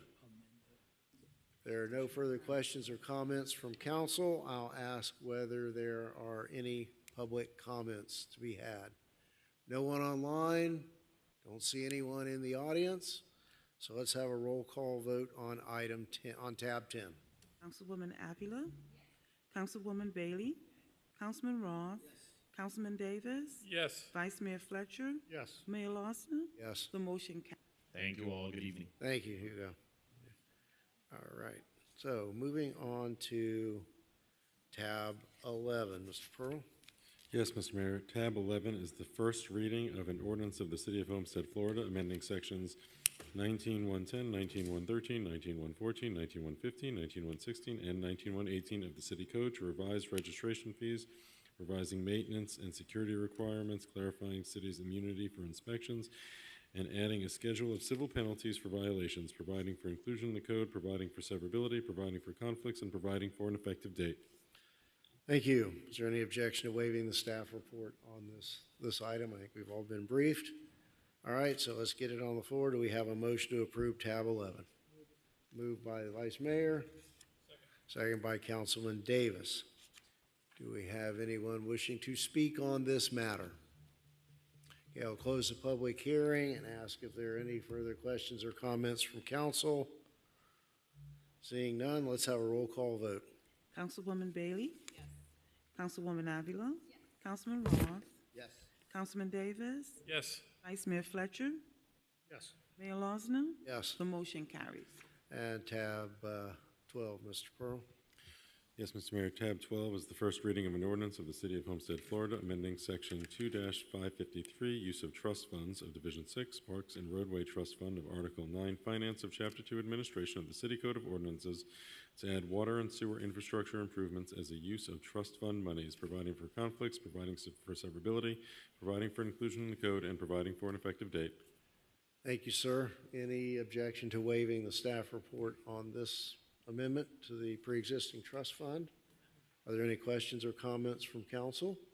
Do we have a motion to approve? Moved by Councilman Davis. Second by Vice Mayor Fletcher, and to Councilman Roth. Yeah, I think during my one-ons, I had a question about allocation. And if we set this up today, what's to stop somebody from using all of it on one project? So no, I'm just saying. we're doing this- Self-restraint of whoever's on council at that time. So that's what you want to leave it for that? So whoever's here, it could be 20 years from now that this is still going on. I'm just saying. You know. I get where you're coming. Here's my perspective. I think we're going to, in the very near future, see some much-needed water and wastewater. Well, not spend it all, but perhaps then make those allocations. We know there will be big monies coming in the future. No, and I know where you're coming from. The ordinance is only good as the next 4 votes, right? Councilwoman, did you have a comment? Question? Okay. Any questions or comments from the public? Is there anyone online? Anyone in the chambers? Seeing none, this has been properly moved and seconded. Let's have a roll call on this amendment to the trust fund. Councilman Roth? Yes. Councilwoman Bailey? Yes. Councilwoman Avila? Yes. Councilman Davis? Yes. Vice Mayor Fletcher? Yes. Mayor Lawson? Yes. The motion carries. And tab 13, it's the second reading on the shopping cart restraint issue. Mr. Pearl? Well, let him read it first. Yes, Mr. Mayor. This is the second reading of an ordinance of the City of Homestead, Florida, amending Section 17-26 of the City Code entitled Shopping Cart Control Plan by amending definitions, providing for methods of compliance and enforcement against violations, exemptions, authorizing the city to remove, store, and dispose of shopping carts, and requiring shopping carts to display ownership information, providing for inclusion in the code, providing for severability, providing for conflicts, and providing for an effective date. Thank you. Any objection to waiving the staff report on this second reading? Didn't think so. Do we have a motion to approve, Councilwoman Avila? Do we have a second from the next offending district? I don't know, you all may be tied, but District 1's pretty bad sometimes. All right, so it's been moved and seconded for second reading. Are there any public comments? Being none, I'll close the public hearing. Anything further from council? Let's have a roll call on this second reading of the shopping cart control plan. Councilwoman Avila? Yes. Councilwoman Bailey? Yes. Councilman Davis? Yes. Councilman Roth? Yes. Vice Mayor Fletcher? Mayor Lawson? Yes. The motion carries. And tab 14, Mr. Pearl? Yes, Mr. Mayor, tab 14 is the second reading of an ordinance of the City of Homestead, Florida, amending the City of Homestead Code of Ordinances by amending Section 2-321, City Departments created of Division 1 generally of Article 5 Departments of Chapter 2 Administration to rename certain departments within the city, further amending Article 5 Departments of Chapter 2 Administration by creating Division 3 Public Works Department to include provisions relating to the Public Works Department and the Director of Public Works, providing for codification, providing for severability, providing for conflicts, and providing for an effective date. Thank you. A second reading. Is there any opposition to waiving the staff report? We have a motion to approve. Moved by Councilwoman Avila. Second by Councilman Davis. Is there anyone online or in person wishing to speak on this matter? Okay, I'll close the public hearing and ask for a roll call vote on tab 14. Councilwoman Bailey? Yes. Councilwoman Avila? Yes. Councilman Davis? Yes. Councilman Roth? Mayor Losner? Yes. The motion carries. And moving on to tab 15, car number 4653, Mr. Pearl. Tab 15 is a resolution of the City Council of the City of Homestead, Florida, approving and authorizing a group health insurance contract with Cigna as insurer, providing for implementation and providing for an effective date. Very good. Any questions or comments from council? Yeah, tremendous. All right, do we have a motion to approve? Moved by Councilwoman Avila, second by Councilwoman Bailey. Looks like we have a presentation. We're going to put you to work twice tonight. Go ahead. You spent a lot of time getting ready, so go ahead. Yeah. It's good for the public to hear. Good evening, Mayor and Council. The item before you is for our renewal for our medical, dental, and vision insurance for October 1st, 2025 through September 30th, 2026. Part of our process was with our partners, Brown & Brown, who are here tonight, to help us look at our current plan, look at what we offer, and if there was any ability to improve the plan that we have. We received 3 competitive bids through United Healthcare, which is our current provider, Cigna Healthcare, and Aetna. Each year provided us a renewal pricing with our current plan, and then we requested enhancements based off of employee feedback. The current rates for the current plan, as is with no changes, United provided us a savings of negative 2.3%. Cigna offered a negative 5.2%, and Aetna a negative 4.4%. With the feedback from employees, we asked for some enhancements. So we also have provided the renewal rates with the enhancements. The enhancements included decreasing the deductible from $750 to $350 on the core plan, and for the family coverage plan, reducing the deductible from $1,500 to $700. For out-of-pocket maxes, decreasing it for employee only from $5,000 to $4,000. For family coverage from $10,000 to $8,000. For prescription coverage, tier 3, which is your specialty drugs, we're reducing that tier from $75 to $50. With those changes, United Healthcare provided us an increase of 0.8%. Cigna provided us a savings of a negative 4.1%, and Aetna gave us a flat rate.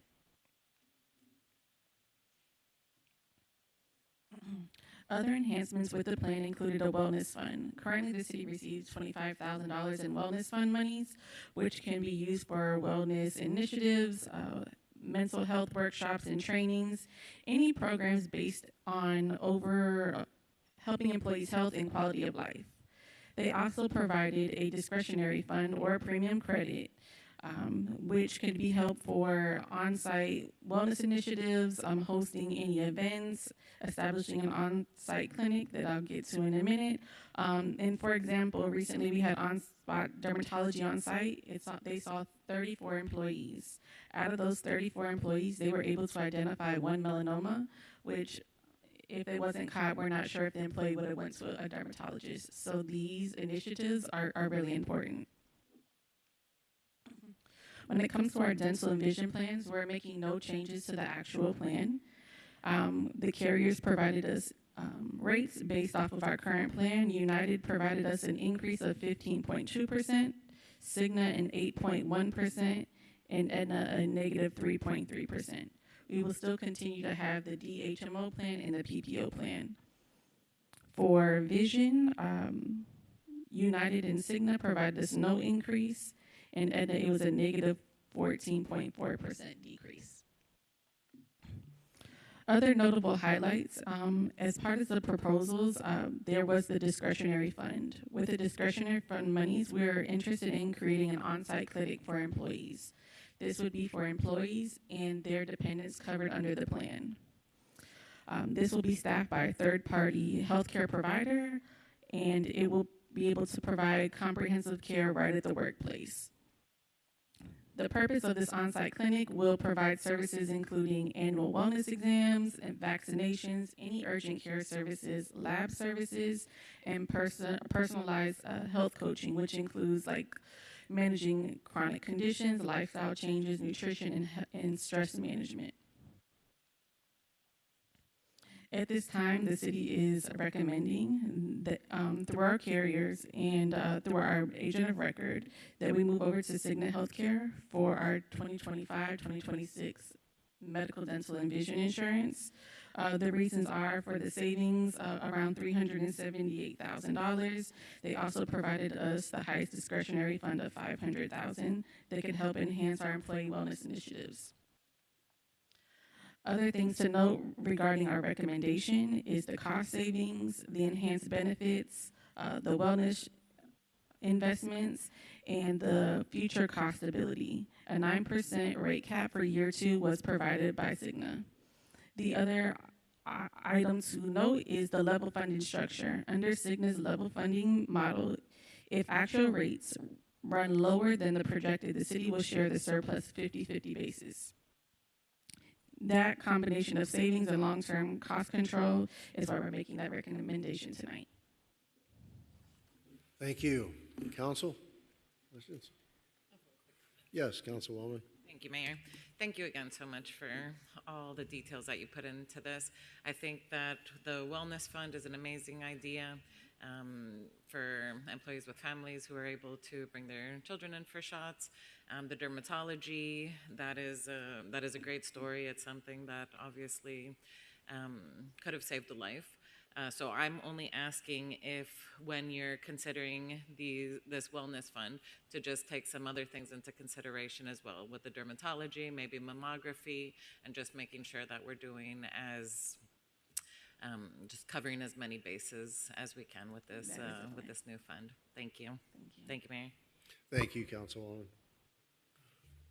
Again, I think earlier tonight we talked about financial stability and predictability, and I think, in these days of talk of wiping out a huge portion of our revenue through residential property taxes, again, this is another big piece of moving forward to become more, I don't want to infer that we're unstable, but to be more stable and predictable in our expenses in the future. So I think we already had a motion and a second on this, didn't we? We did? Yeah, we did. All right. Is there any public comment? Seeing none, then let's have a roll call vote. Councilman Davis? Yes. Councilwoman Bailey? Yes. Councilwoman Avila? Yes. Councilman Roth? Yes. Vice Mayor Fletcher? Yes. Mayor Losner? Yes. The motion carries. Thank you all. Thank you. And moving on to tab 16, Mr. Pearl. Yes, Mr. Mayor. Tab 16 is a resolution of the City Council of the City of Homestead, Florida, approving Service Order 36435 for professional services to upgrade the Laserfish platform in the amount of $47,992, and Service Work Order 36434 for license upgrades in the amount of $29,504.33 pursuant to Master Service Agreement 28825 as amended with MCCI LLC, providing for an aggregate expense of $84,701.26, authorizing the city manager to execute the service work orders therewith, utilizing pricing from Omnia NCPA 01162, exempting the purchase from competitive bidding pursuant to Section 2-411.1A5 of the City Code, providing for implementation, providing for an effective date. Thank you. I believe this was second reading. Any questions or comments from council? No objection to waiving any further staff report. Is there anyone in the public wishing to speak on this matter? Okay, well, let's have a motion to approve tab 16.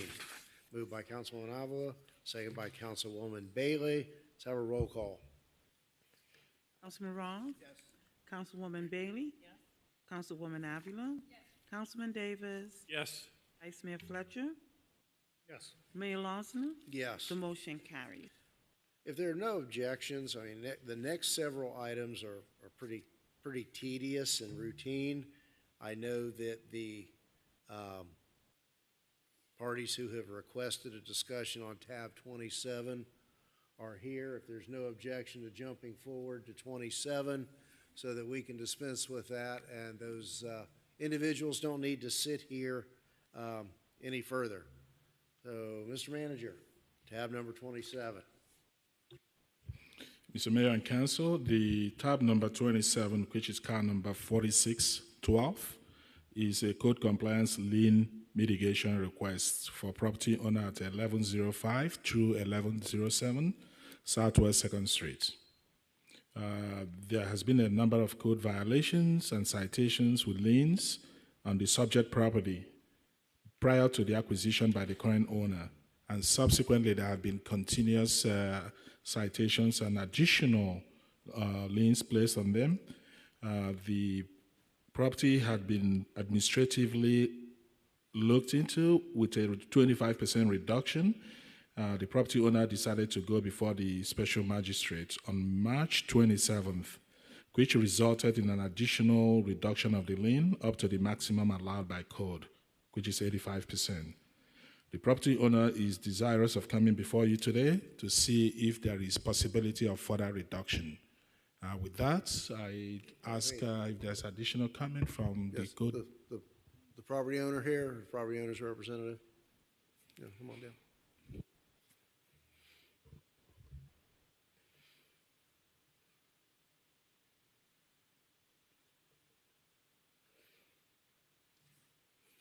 Hi, good evening. Each of you could give us your name and address for the record, and what capacity you're here. Okay, Samuel Mekris, 7750 Southwest 78th Court, Miami, Florida. Is your microphone on? Sam Mekris, 7750 Southwest 78th Court, Miami, Florida. Jacob Zand, 13351 Southwest 36th Court, Davie, Florida, 33330.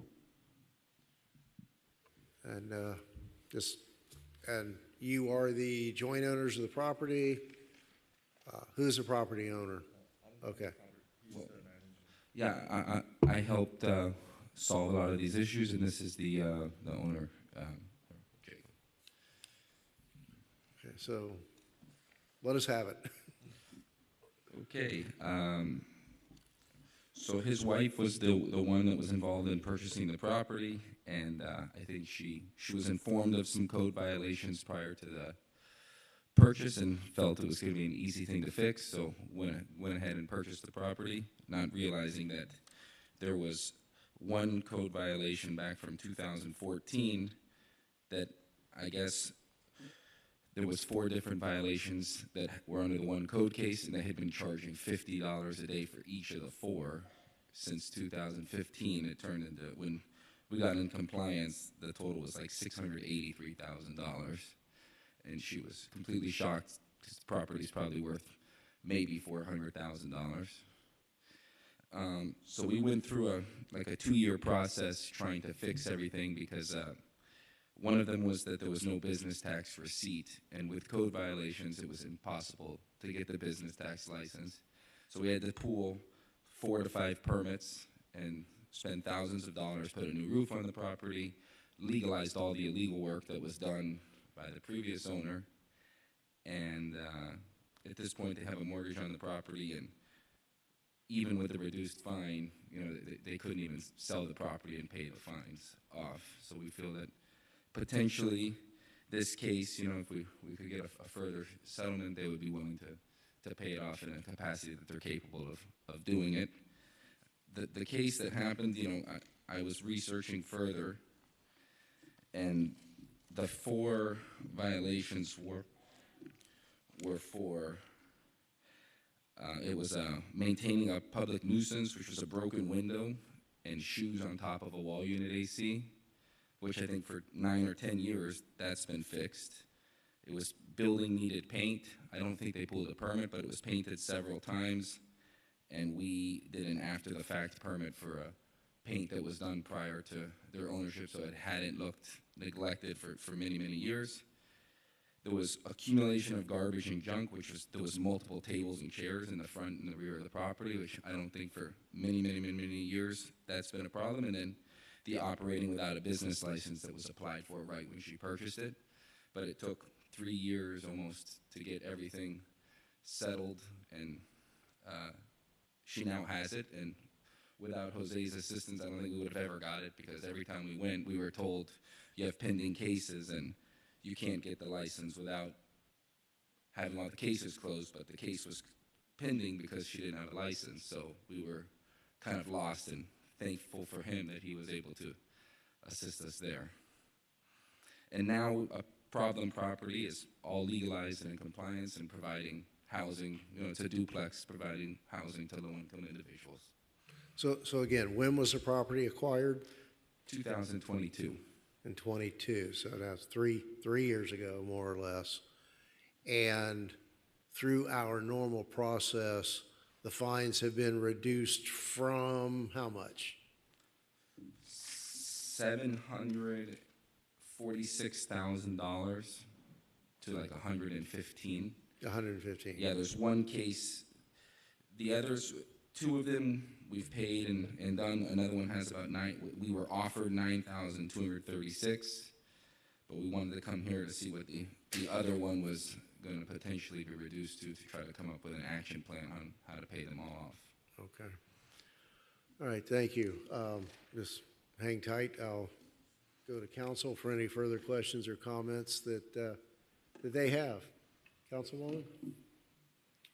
Honorable Mayor and Council, if I may interject, Jose Perez, the Director for the Code Compliance Department. I just want to provide clarification and give specific figures for the numbers that were mentioned here. I'm going to pull them up real quick, 1 second. So the figures of the property are approximately $568,779.75.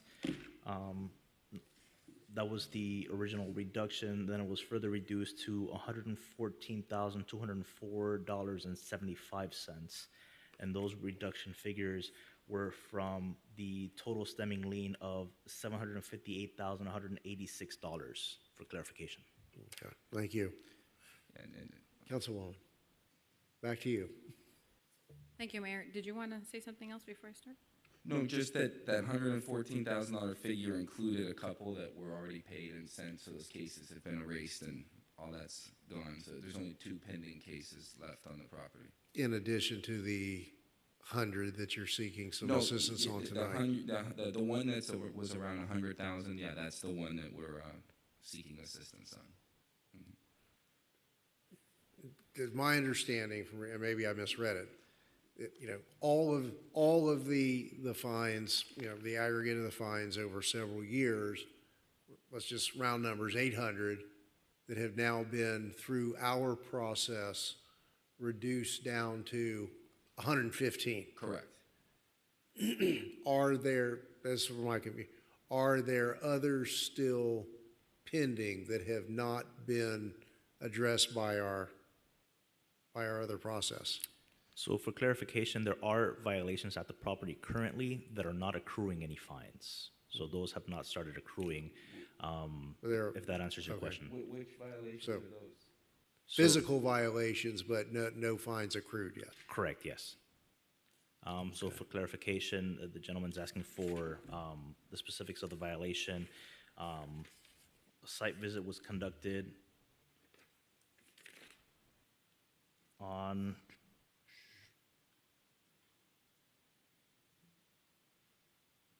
June of this year, And the conditions of the property revealed there were several things, such as a commercial trailer stored on the property, several potholes within the parking lot / driveway entrance, and the property needs to be pressure washed, amongst some other miscellaneous aesthetics at the property. If I can make a comment about the trailer, there's 3 duplex properties in a U shape that share a parking lot. The trailer belongs to a tenant in a neighboring property, and that's just parked in front of ours. As the property owner, you have the right to have that vehicle either removed if it's not there authorized, but in essence, it still constitutes a violation, unfortunately. Are all 3 violated, or just the one in the center? There was one in the center. Okay. We pulled it up on the map. I could show everybody that there's 3 that share a parking lot. I think at one time they were all like owned under one folio or something. So during the time of the current owner's ownership, these are apartment units and they've been rented and producing income. Yes. Correct. Okay. And does the owner possess any other real property in Homestead? Yes. Okay. Are those on our radar? I don't think anything major like this. Maybe there's significant trash fines that get put out all the time that for people putting trash out, or little things like that have happened from tenants, but I don't believe there's any major issues like this. No. But there are, well, you may not, or the owner may not consider them major, but they're major enough that they caught the attention of our code compliance officers over the period of their ownership. Is that correct? I would assume, yeah. That is correct, Mayor. And for clarification, under the LLC that they have the property, they have one other within the jurisdiction of City Homestead. That other property does not have any active code violations at this time. Okay. Thank you. And just to clarify, a home address in Davie has been given, correct? Yes. Okay, so we're talking about an absentee landlord, correct? All right. Anything further, Councilwoman? Thank you, Mayor. I think that it's important that seasoned real estate investors take extra care to monitor, manage their tenants, their property conditions. As you've mentioned, the type of violations like sneakers on top of an AC unit, a broken window, trash, it shouldn't take 3 years to resolve. And when a property is purchased, title companies present searches for violations. Even if there are no fines being accrued on a violation, you're made aware of it and you're expected to resolve it. And most investors will purchase and acquire a property with existing violations, probably at a discounted price, and they're supposed to cure the violations.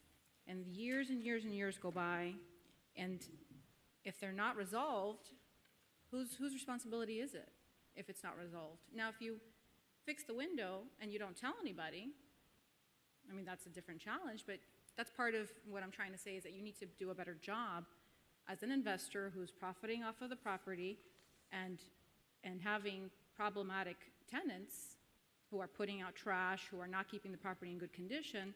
It's your responsibility to make sure you're informing the city when you've fixed the problem so that we can cure and close the violations. Now, when I say that in one breath, but on the other side, it's also important that our process allows for a property owner who decides to sell to try to cure the property issue and pay the city fines, that they're able to do so. In the current scenario, the value of the property wouldn't even be sufficient enough to be able to make us whole.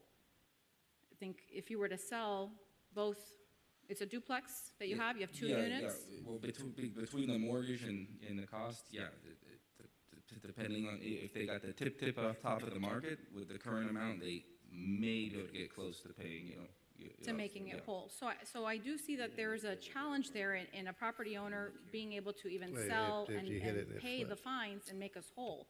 And the goal for us as a city would be to, obviously cure and have a property come to compliance, but at least be made whole through the process of the fining. So maybe there's something there we should be looking at a percentage of value, a cap on how much we are able to fine up to a certain amount. I know in our homeowners associations, if we have a violation and it's not cured, we get fined a certain amount every single day, $100 a day, not 50, until it's cured up to a certain amount. So maybe there's an opportunity there to look at that process. I cannot sit here and support,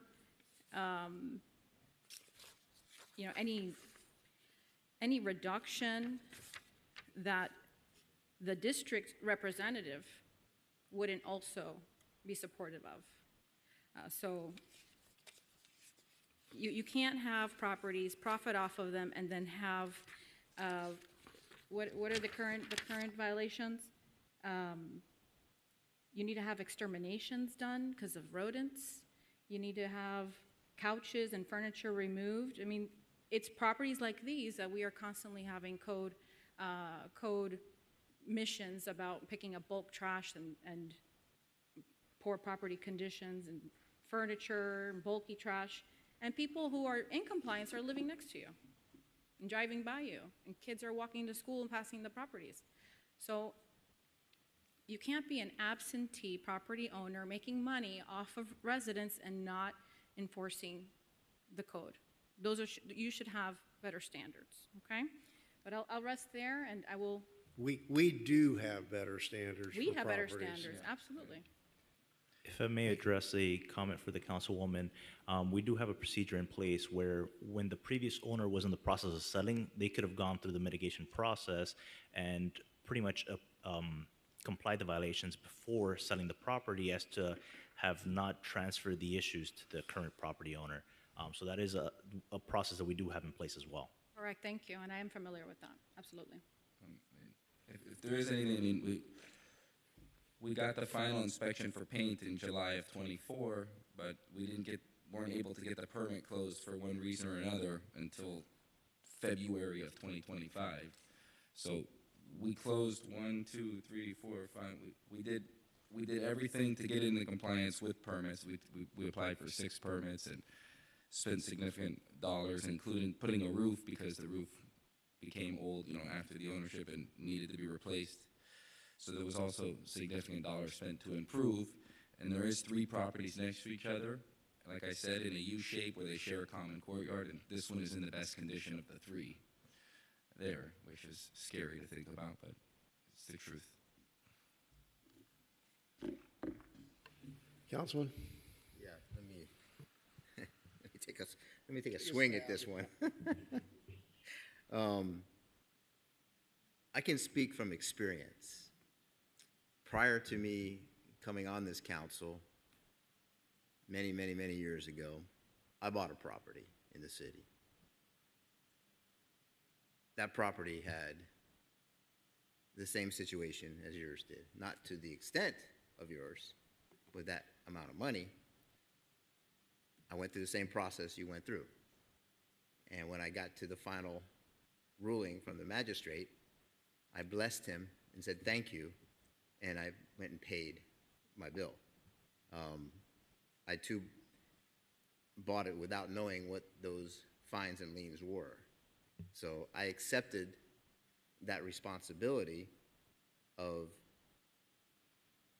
taking on that challenge. And I went through that process just like you guys did here.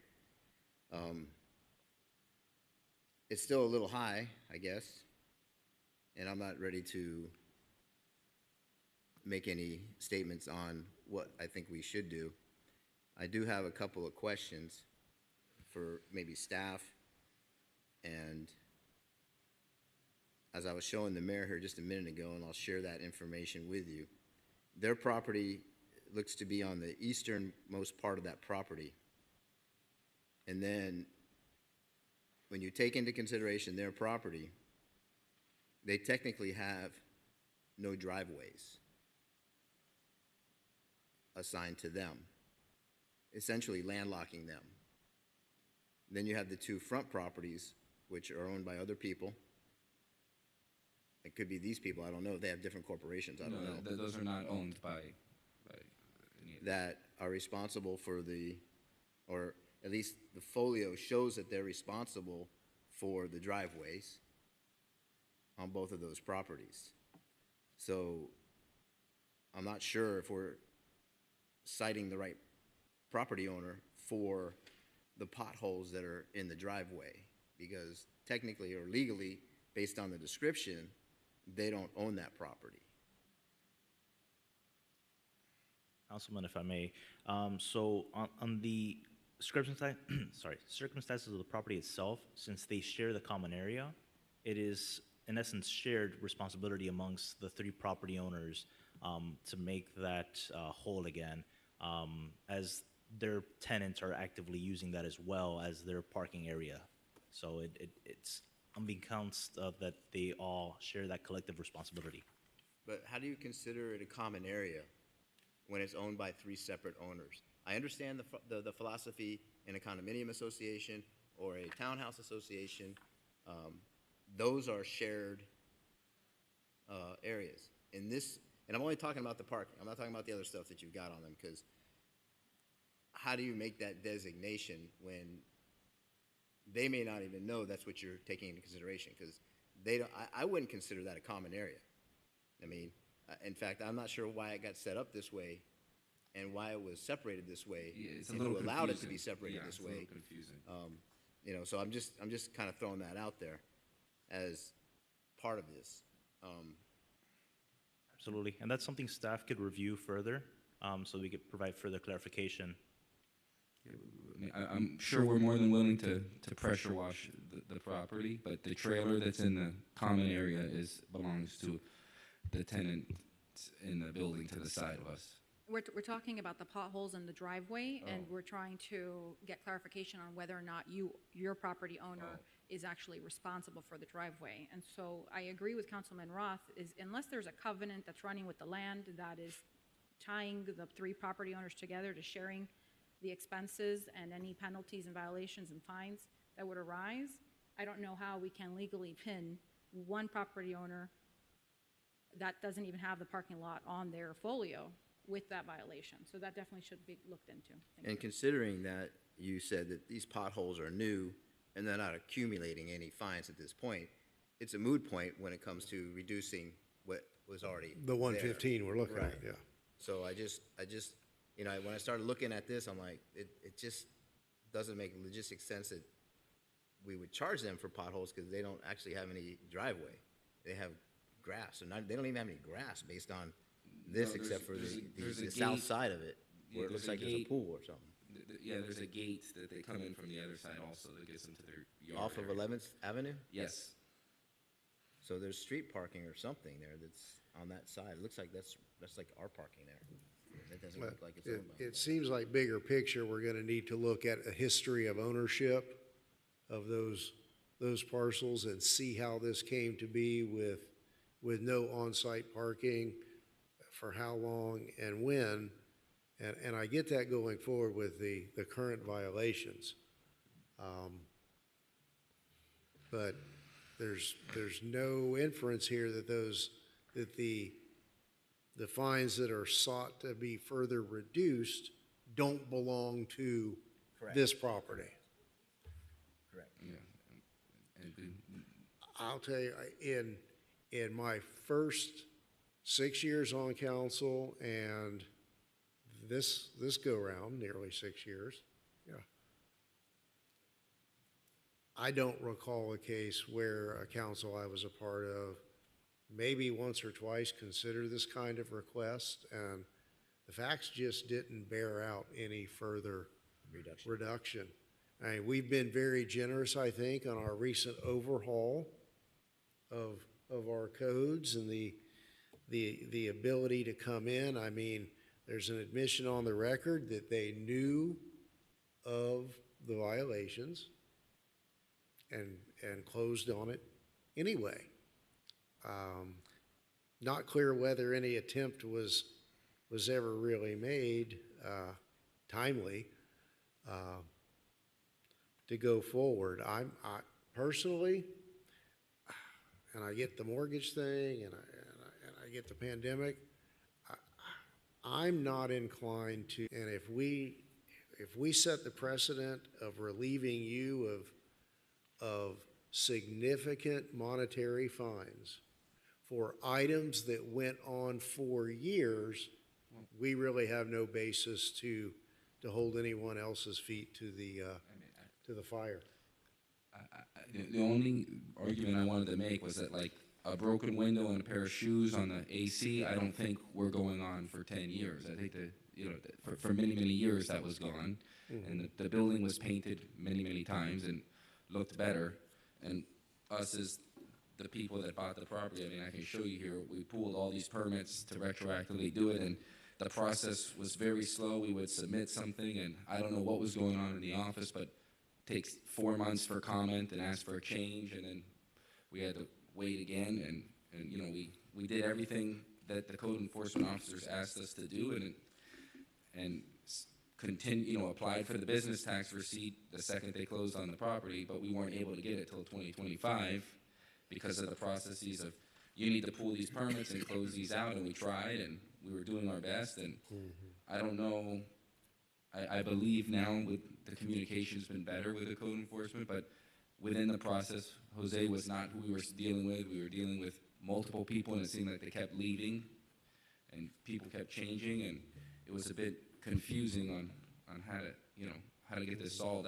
Sure, and I think that the process were easier when we closed. We probably could have been in compliance 2 years earlier. Listen, and I understand all of that, but you bought the property knowing I think that it was had a big those mistake. violations. Well, and I think she might have misread it because it was only one code case, but apparently they were charging for 4 violations on one code case daily.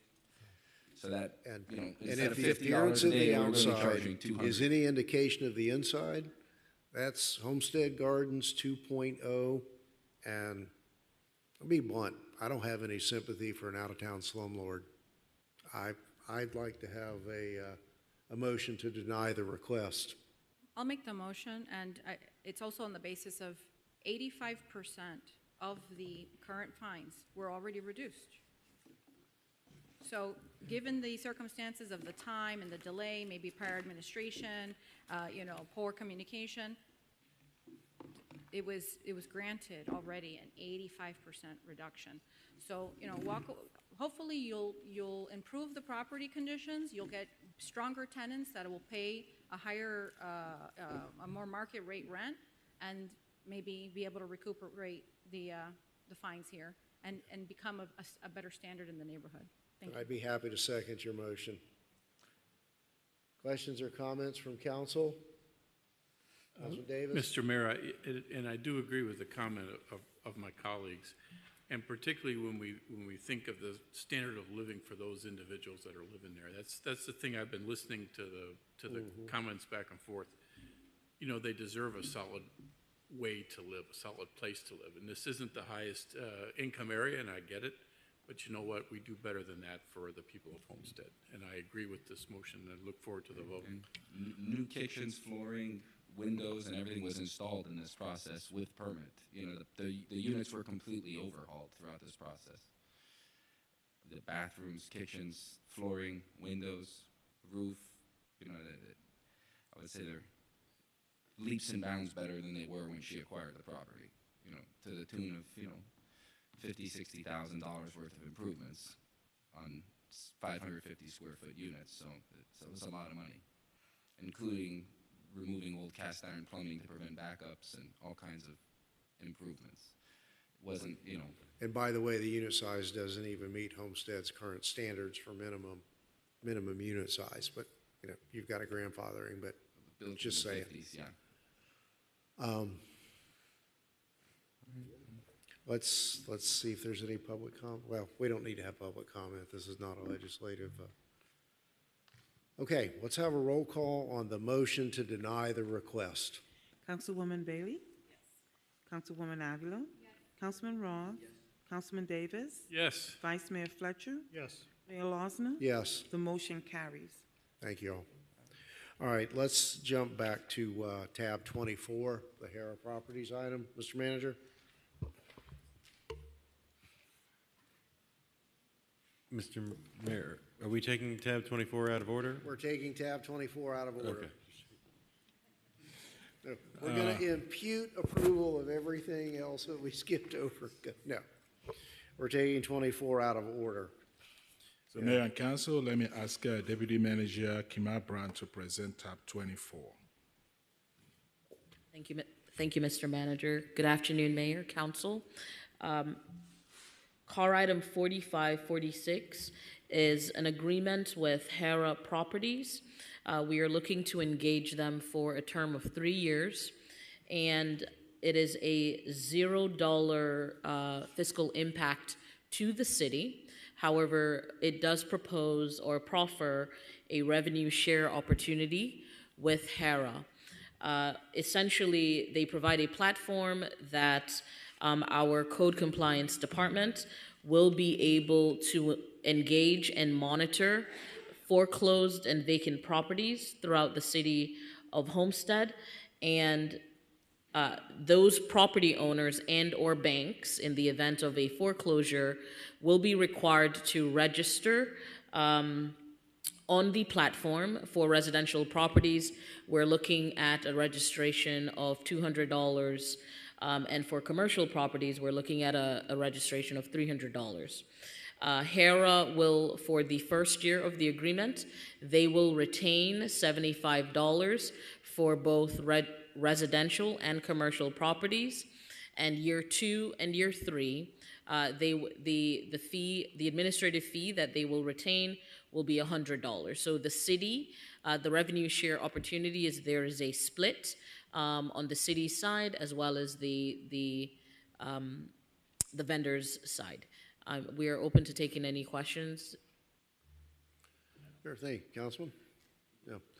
Right. Point of clarification. Okay, I get the foreclosure part, but you say foreclosed and abandoned properties, which Vacant properties, yes, sir. vacant properties, but that doesn't really apply to temporarily vacant, where No, you're it does missing not. a tenant, whether it be commercial or residential. But let me throw out an address that should be familiar to code enforcement, because there's 2 notices on the front door, and the yard is eyeball deep and a lot taller than I am, which, you know, not saying a lot, but pretty tall cane grass in the backyard. 444 Northwest 21st Street, which was related to the Horny Detective case. 444 Southwest. 444 Northwest 21st Street. 21st Street. That's just been an ongoing problem. Most recently, the handyman died in the house, and not a whole lot, and cooked over the weekend, and not a whole lot of work going on Okay. since then. So would that be a good example of something that would fall under this umbrella? So for clarification, this is for foreclosed properties? Foreclosed only. Specifically, yes. Okay. All right. Very good. Wrong tangent, but okay. You talked about foreclosed and abandoned, I guess, foreclosed and abandoned. Okay. Yes. Is that really still an issue? I know in 2008 through 13 it was. Is it, do we see it through code compliance as an issue? Yes, I've worked in multiple municipalities, and we've had issues where if the properties aren't being upkept by the bank and their proponent, they don't have registered agents that are upkeeping it, we have continuing violations, whether it's overgrowth, graffiti, sometimes even vagrants come in and unfortunately take habitation of the property, which is another issue within itself. So by having this system and this in place, we'll be able to better have communication with the registered property manager, and we'll be able to highlight these communications and avoid potentially these other issues that come with foreclosed properties. So, but how do they come onto our radar? Through monitoring the foreclosure filings? So through, would you like to take it? Go for it. We actually have the CEO, Mr. Johnson, here from Hara Property Management. Okay. So I would love for him to speak on how his software is able to determine that. Well, as long as he had to watch us, you know, air our dirty laundry, otherwise, you might as well let him speak. Thank you. Welcome. CJ Johnson, CEO of Hera Property Registry, 1917 South Harbor City Boulevard, Melbourne, Florida. So the way that we have different data sources, but we're constantly scraping data every night, determining every filing that happens within the city of Homestead. It immediately gets uploaded into our system. We have over 30,000 bank contacts, servicers, property preservation companies, local contacts that get immediately notified through our system that they not only have a property that a foreclosure filing has been filed upon, but if there's any other violations or anything that happens that's in our system, they get notified that they need to comply with the code and register the property. So how far back are we going to go, though, retroactively to notify these lenders? As far back as the ordinance allows. Okay. And that is? I don't believe there's a time limit on how far back. If it's still foreclosed, I believe we could still go ahead and proceed to collect those revenues. Okay. So, if a house foreclosure was commenced a couple years ago and it remains vacant and owned by the lender, we can go back and dragnet that back in. Correct. Okay. Counsel, questions? I have a question, if I may. So I get a foreclosed upon property. What about those properties that are simply abandoned? How do we, does that fall under your umbrella as well? That was my question. Foreclosed and vacant. It just depends on the ordinance and the code, and so we work with over 200 cities throughout the country. Each one has a varying ordinance. So the first thing we do, and we work with staff on the ordinance to make sure it complies with national standards, is make sure that if it falls within the ordinance, we have various AI tools that go through, make determinations, and provide feedback for staff to help us determine, is it actually vacant? What's the likelihood that it's vacant? And that way those issues can be resolved not only through the property address, but the owner information. Mayor, Vice Mayor? Yes, Mr. Manager. So, Mayor and Council, the administration will be coming back with a different ordinance in the next maybe couple of months that addresses abandoned properties with squatters. It's called a squatters ordinance, where people travel out for a year or two and someone moves in, it depresses property value. Those run into the ramification of abandoned properties.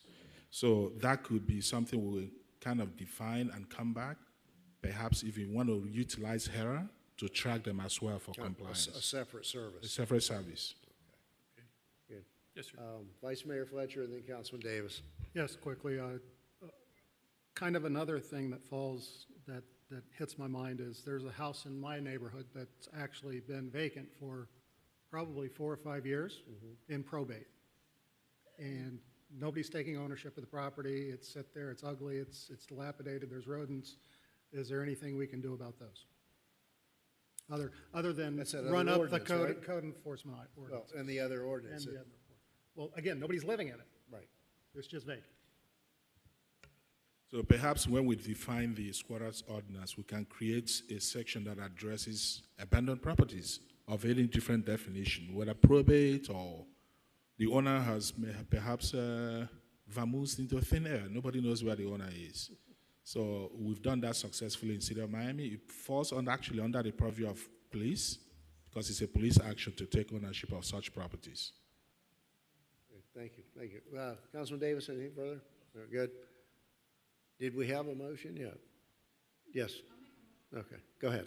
Thank you, Mayor. I see that it also is including and remitting fees to the city. So are you going to be like collecting violation fees, penalties? Registration fees, right? So we collect registration fees in the ordinance. In many instances, there is a late fee and civil penalty. That is auto-calculated through our system and gets paid through our system, and then we remit that portion to the city according to the contract. All right. For a second there, I was thinking we'll have our own debt collector, but it's okay. All right. Thank you. I made the motion. Thank you. Okay, so it's been moved.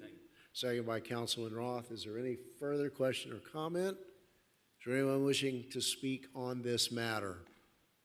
If none, I'll close the public hearing and ask for a roll call on tab 24. Councilwoman Avila? Yes. Councilman Roth? Yes. Councilwoman Bailey? Yes. Councilman Davis? Yes. Vice Mayor Fletcher? Yes. Mayor Lawson? Yes. The motion carries. Where are we going? Where did we leave off, Mr. Pearl? Tab 17. 17, okay. It's on you if that's something. Tab 17 is a resolution of the City Council of the City of Homestead, Florida, approving the settlements of all claims by Marcelo Marino, providing for implementation, providing for an effective date. Moved by Councilman Ross, second by Vice Mayor Fletcher. Roll call. Councilman Davis? Yes. Councilwoman Bailey? Councilman Roth? Councilwoman Avila? Vice Mayor Fletcher? Yes. Mayor Lawson? Yes. The motion carries. Tab 18. Tab 18 is a resolution of the City Council of the City of Homestead, Florida, approving the settlements of all claims made by Veronica Salcido and Marie Graniella, providing for implementation, providing for an effective date. Thank you. Do we have a motion to approve? Moved by Councilwoman Bailey, seconded by Councilwoman Avila. Anything further from council? Roll call, Madam Clerk. Councilwoman Avila? Councilman Davis? Yes. Councilman Roth? Councilwoman Bailey? Vice Mayor Fletcher? Mayor Lawson? Yes. The motion carries. And tab 19. Tab 19 is a resolution of the City Council of the City of Homestead, Florida, approving the settlements of all claims made by Antonia Asbury and Antoinica Holmes, providing for implementation, providing for an effective date. Have a motion to approve? Moved by Councilman Roth, seconded by Councilwoman Bailey. Roll call, Madam Clerk. Councilwoman Bailey? Councilman Roth? Councilwoman Avila?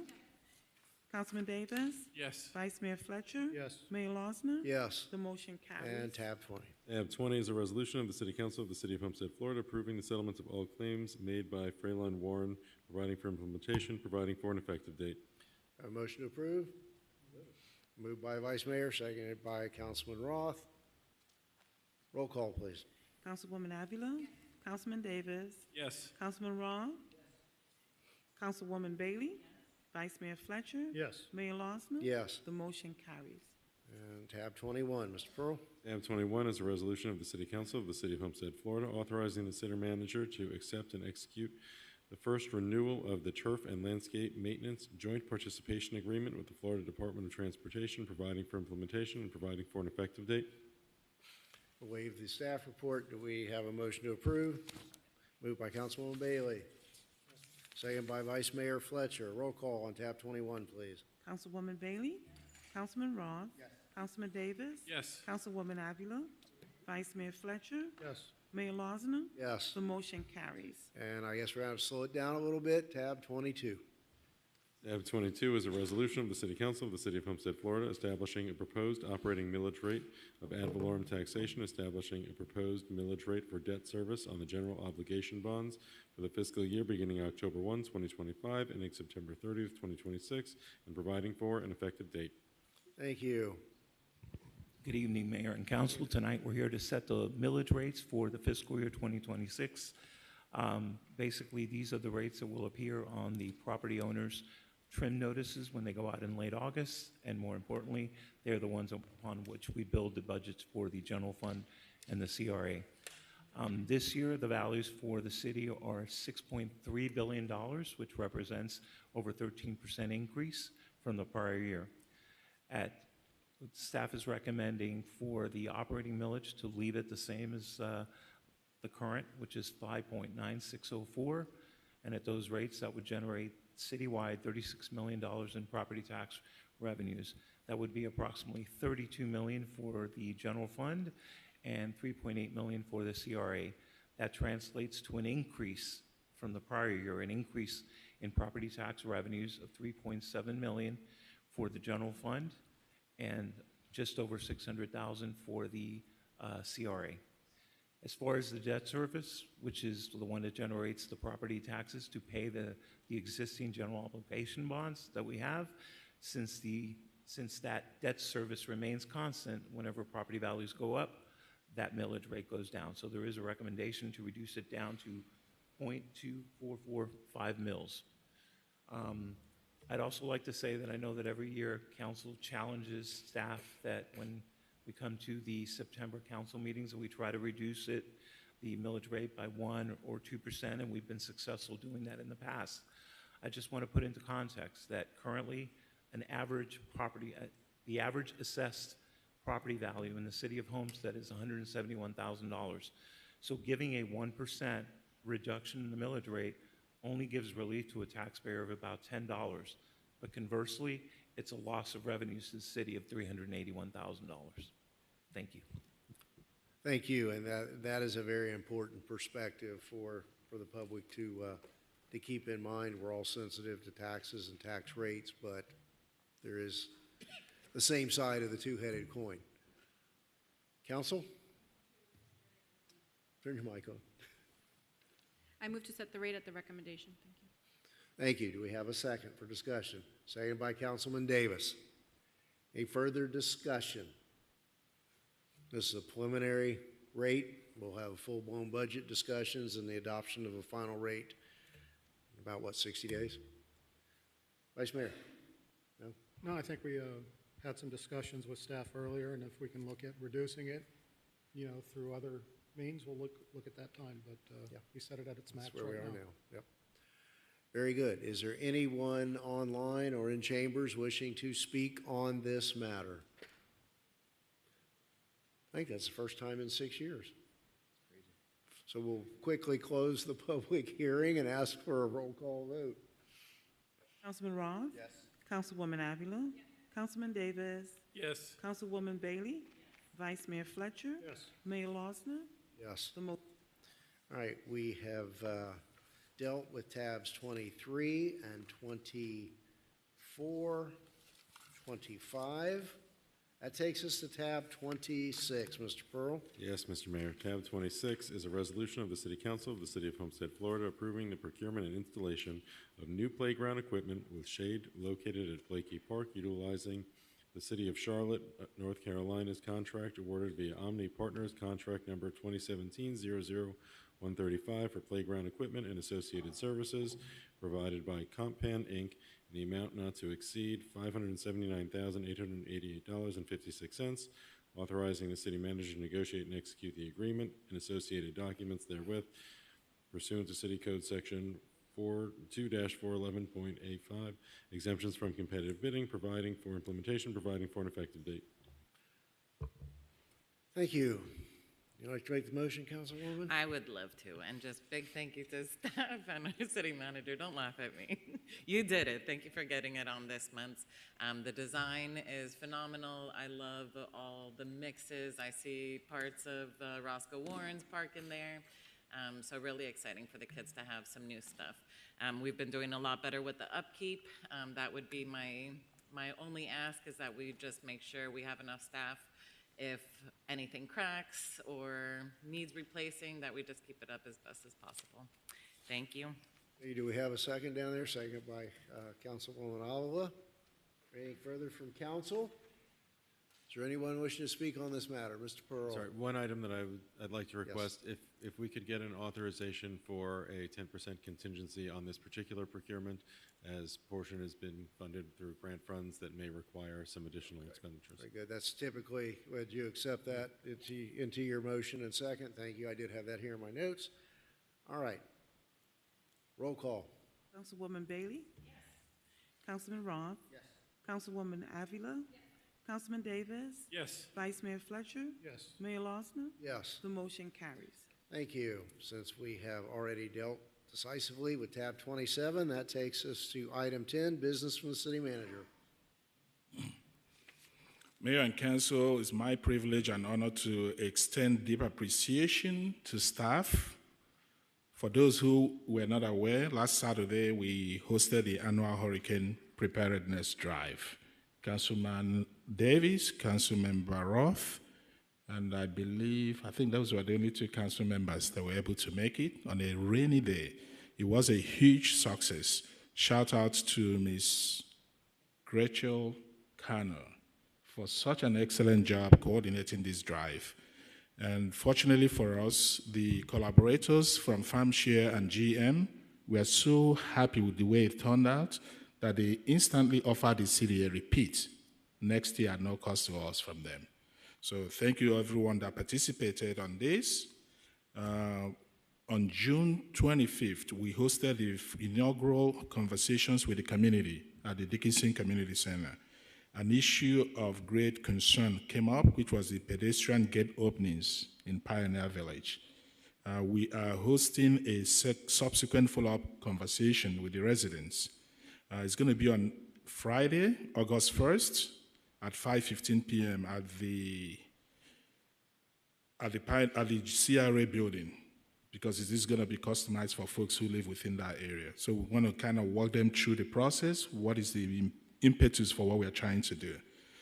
I'm sure once they understand what the reason is, folks will decide to key in.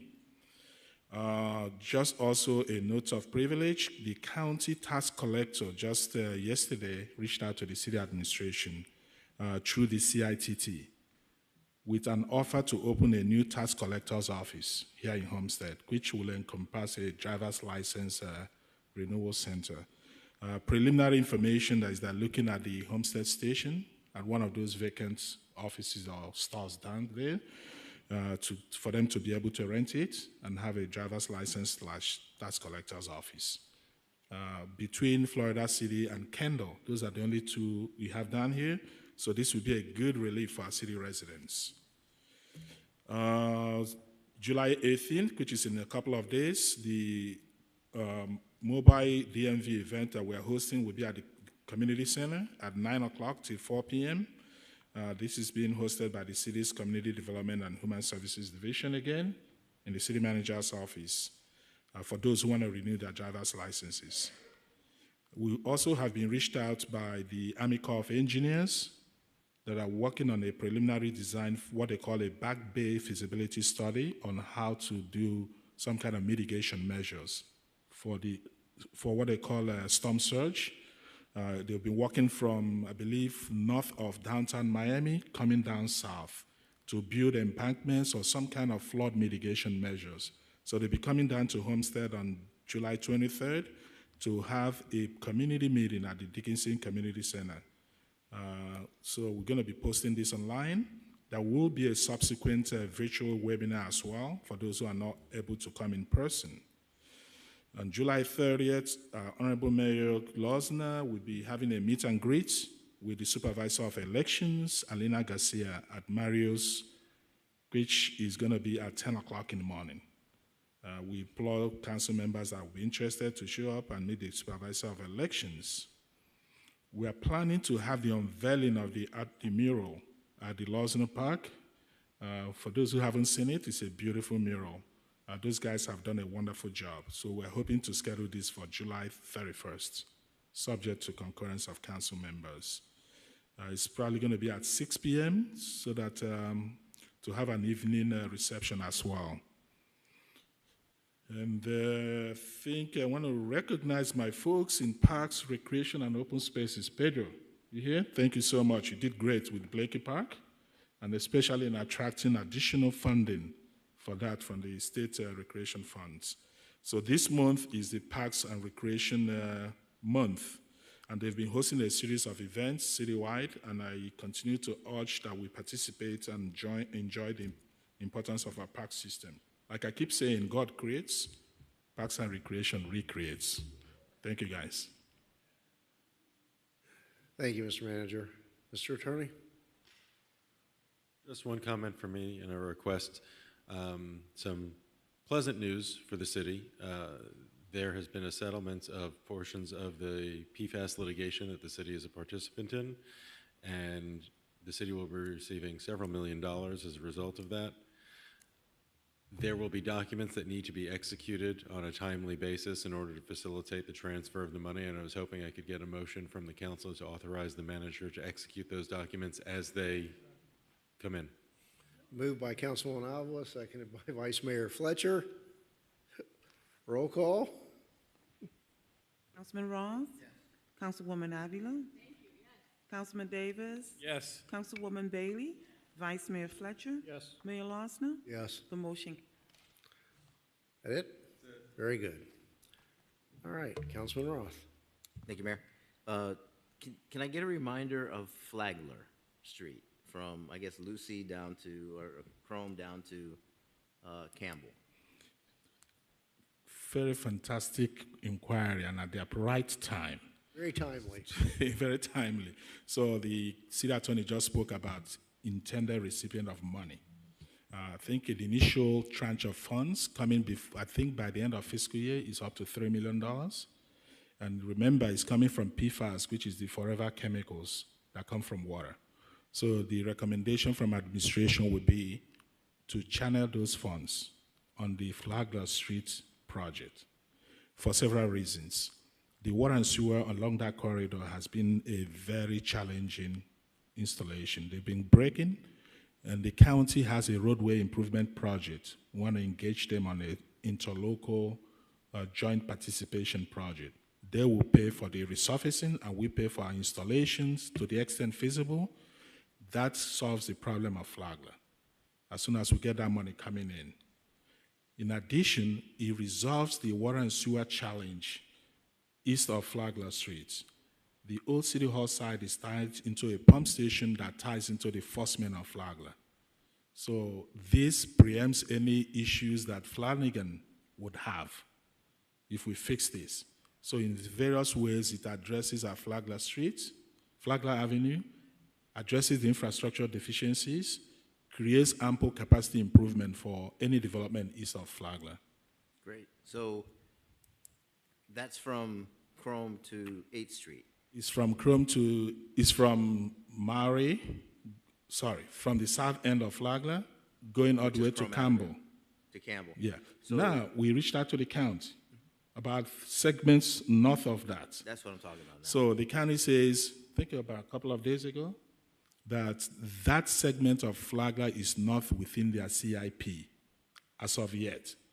We thought we could move their money to the north segment to address it first in anticipation of the few coming months to receive the money from PFAS.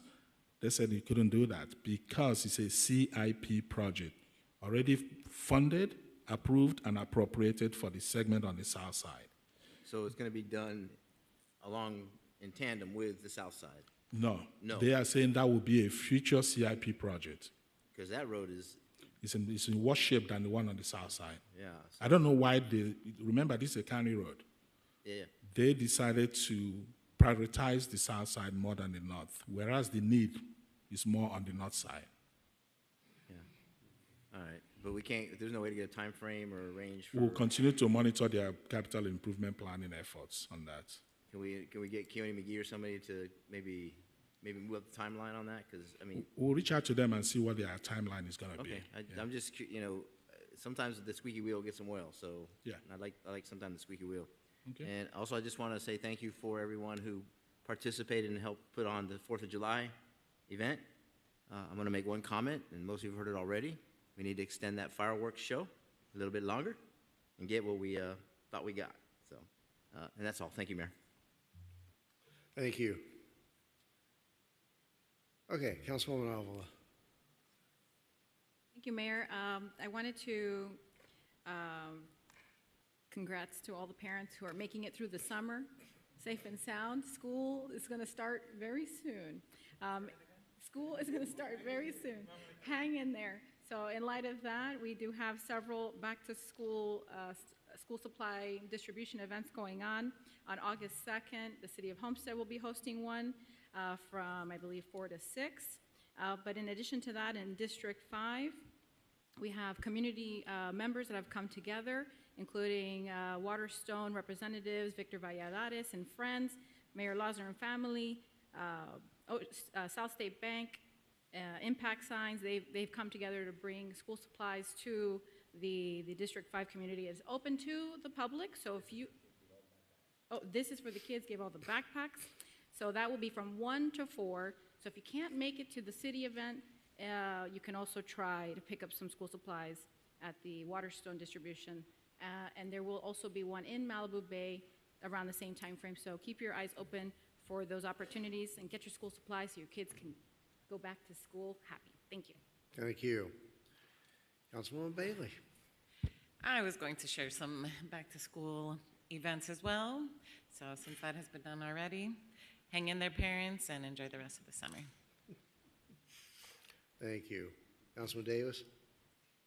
Thank you, Mr. Mayor.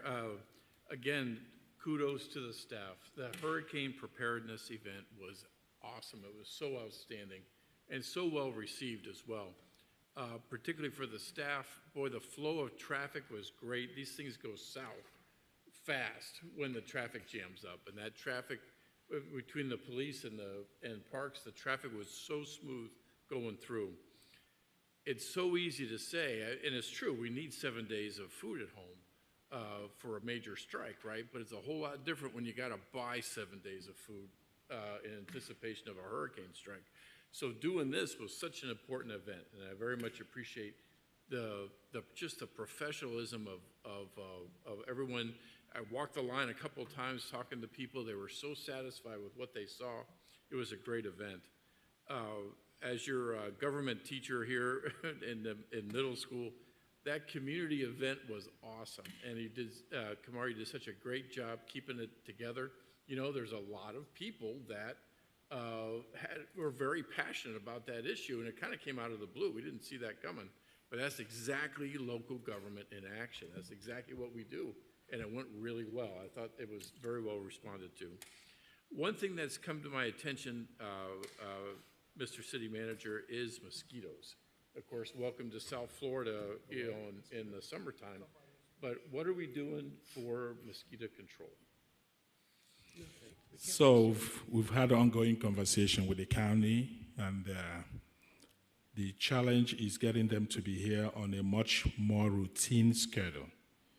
The last conversation we had was this afternoon with the director of solid waste at the county that oversees mosquito control. The last attempt they made was prior to the 4th of July event that they came out here. They've claimed that they've been in Homestead 21 times since June 15th. My position is going on specific places does not constitute mosquito control. Mosquito control has to be coordinated and be citywide at the same time. So that's what I think the proffer this afternoon from the director was to let her staff meet with our staff and create a schedule. That's my opinion, and that's my expectation, and that's my experience as well. Create specific dates, specific locations, coordinate, and have a repeat on a routine schedule. It's not a one-time shot. You're not going to eliminate mosquitoes. While we continue with public outreach, encourage our residents not to leave standing water. There are several types of plants that retain water, and these are receptacles for mosquito to dwell on. So these are some of the outreach we have to do on our side while they engage in mosquito control. Can I add something to that real quick? I'm sorry, I don't mean to interrupt. I got a call from one of my tenants about mosquitoes in their house. And so I went and visited with them, and we discovered that there was a bathroom they were not using. And in the toilet, the mosquitoes were breeding.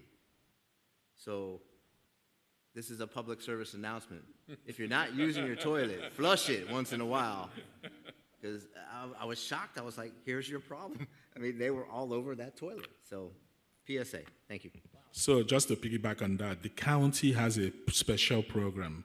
If you need fumigation or mosquito control at your specific residence, you can request for them to come directly to your own home and address that. That's an additional offer that they're making. Yeah, let's see if we can socialize that on social media, yeah. Anything further, Councilman? Vice Mayor Fletcher. Yes, thank you, Mr. Mayor, fellow council members. I want to bring the tone down just a little bit. We've all seen the terrible tragedy in South Texas over the last few weeks. Then we see how our city has responded with some of these hurricane drives, et cetera. And I know what we've done in the past. We've partnered with cities to assist with knowledge and sometimes supplies, but more with knowledge in regards to, major catastrophes. And I was wondering if we can get a list of sister cities that we may have. I don't think we've really done anything other than with Fort Myers area, Punta Gorda, I believe. But I know we sent some supplies to North Carolina during their floods. there's also some knowledge gaps, you know, that we can get internationally through sister cities. So I would just ask that we all take a look at what other options are out there for us to get some information in regards to both national tragedies, but also to best practices on how we can move forward. So if I could get some type of list of what we currently have, provide that to the rest of the council, and get some ideas on some other opportunities we may have to get those best practices, you know, from anywhere in the world. I think there's a lot out there for us. Great July 4th event. Walking through the crowds, people were excited. Entertainment was outstanding. I chose not to go up on the stage with everyone because I didn't want to take away from the real excitement, because I thought I would have been the big deal there. So we stayed in the background, you know. But the overall event was a great event, and the mosquitoes weren't bad inside. But as soon as you walked to your car, they were bad. So public service announcement 311 again, they are bad. I've personally seen Miami-Dade Mosquito Control in the southeast side of town like 3 times in the last 2 or 3 weeks, but that's not enough. So I agree with what you were talking about, getting a routine schedule. Kind of going back to the discussion we had with the investor here in town with his property. You know, the old saying, caveat emptor, you know, when you're buying a piece of property. But I look at we reduced their impact $680,000 from their initial fines. My question is, one, do we have other properties that have that type of outstanding liens on their properties or code enforcement fines? And 2, what can we do to try and prevent this from occurring in the future? You know, I get it. $700,000 is a lot of money all of a sudden, and then, you know, we take 85% of it away, it's still a lot of money at the end of the day. So what can we do to maybe prevent that from occurring in the future? And the cost are the cost. I know we have to collect, we have to pay our employees for their time, but we have to do something. With that, I wish everybody a happy rest of their July, and thank you for your time tonight. Mr. Vice Mayor? Yes. So on the question of hurricane preparedness, we recently had a walk-in visit at the National Hurricane Center, chaperoned by the New City's emergency manager, where we exchanged ideas on mutual aid, how they're going to come in and assist us if there is any inclement weather or flooding in the city. It was very productive. They offered all their technical expertise to help Homestead. The drive is that we want to make Homestead the epicenter or ground zero for hurricane preparedness based on the special experiences of people that live here. And they were very enthusiastic about starting it. This just happened last week, on July 1st. We also, a few days ago, rolled out Everbridge, which is a public notification system of inclement weather. Once you register, if there's any type of storm or flooding or inclement weather coming your way, it notifies you immediately on your cell phone. It will not stop until you answer the call. It's very annoying, but it has been deployed everywhere. It's a way to keep people updated that there's something coming your way to seek a safe haven. We're also hoping that when we have a health fair sometime in September, we can ask for public donations for victims of the recent flooding in Texas. Okay, thanks. Hey, Vice Mayor, Councilman Roth, did you have something? Yeah, I forgot to make a mention that those of you that are fans of Sister Act, this weekend, the 18th, 19th, and 20th at the Seminole Theater, our local performers are putting on an event they've been practicing for about 3 months now.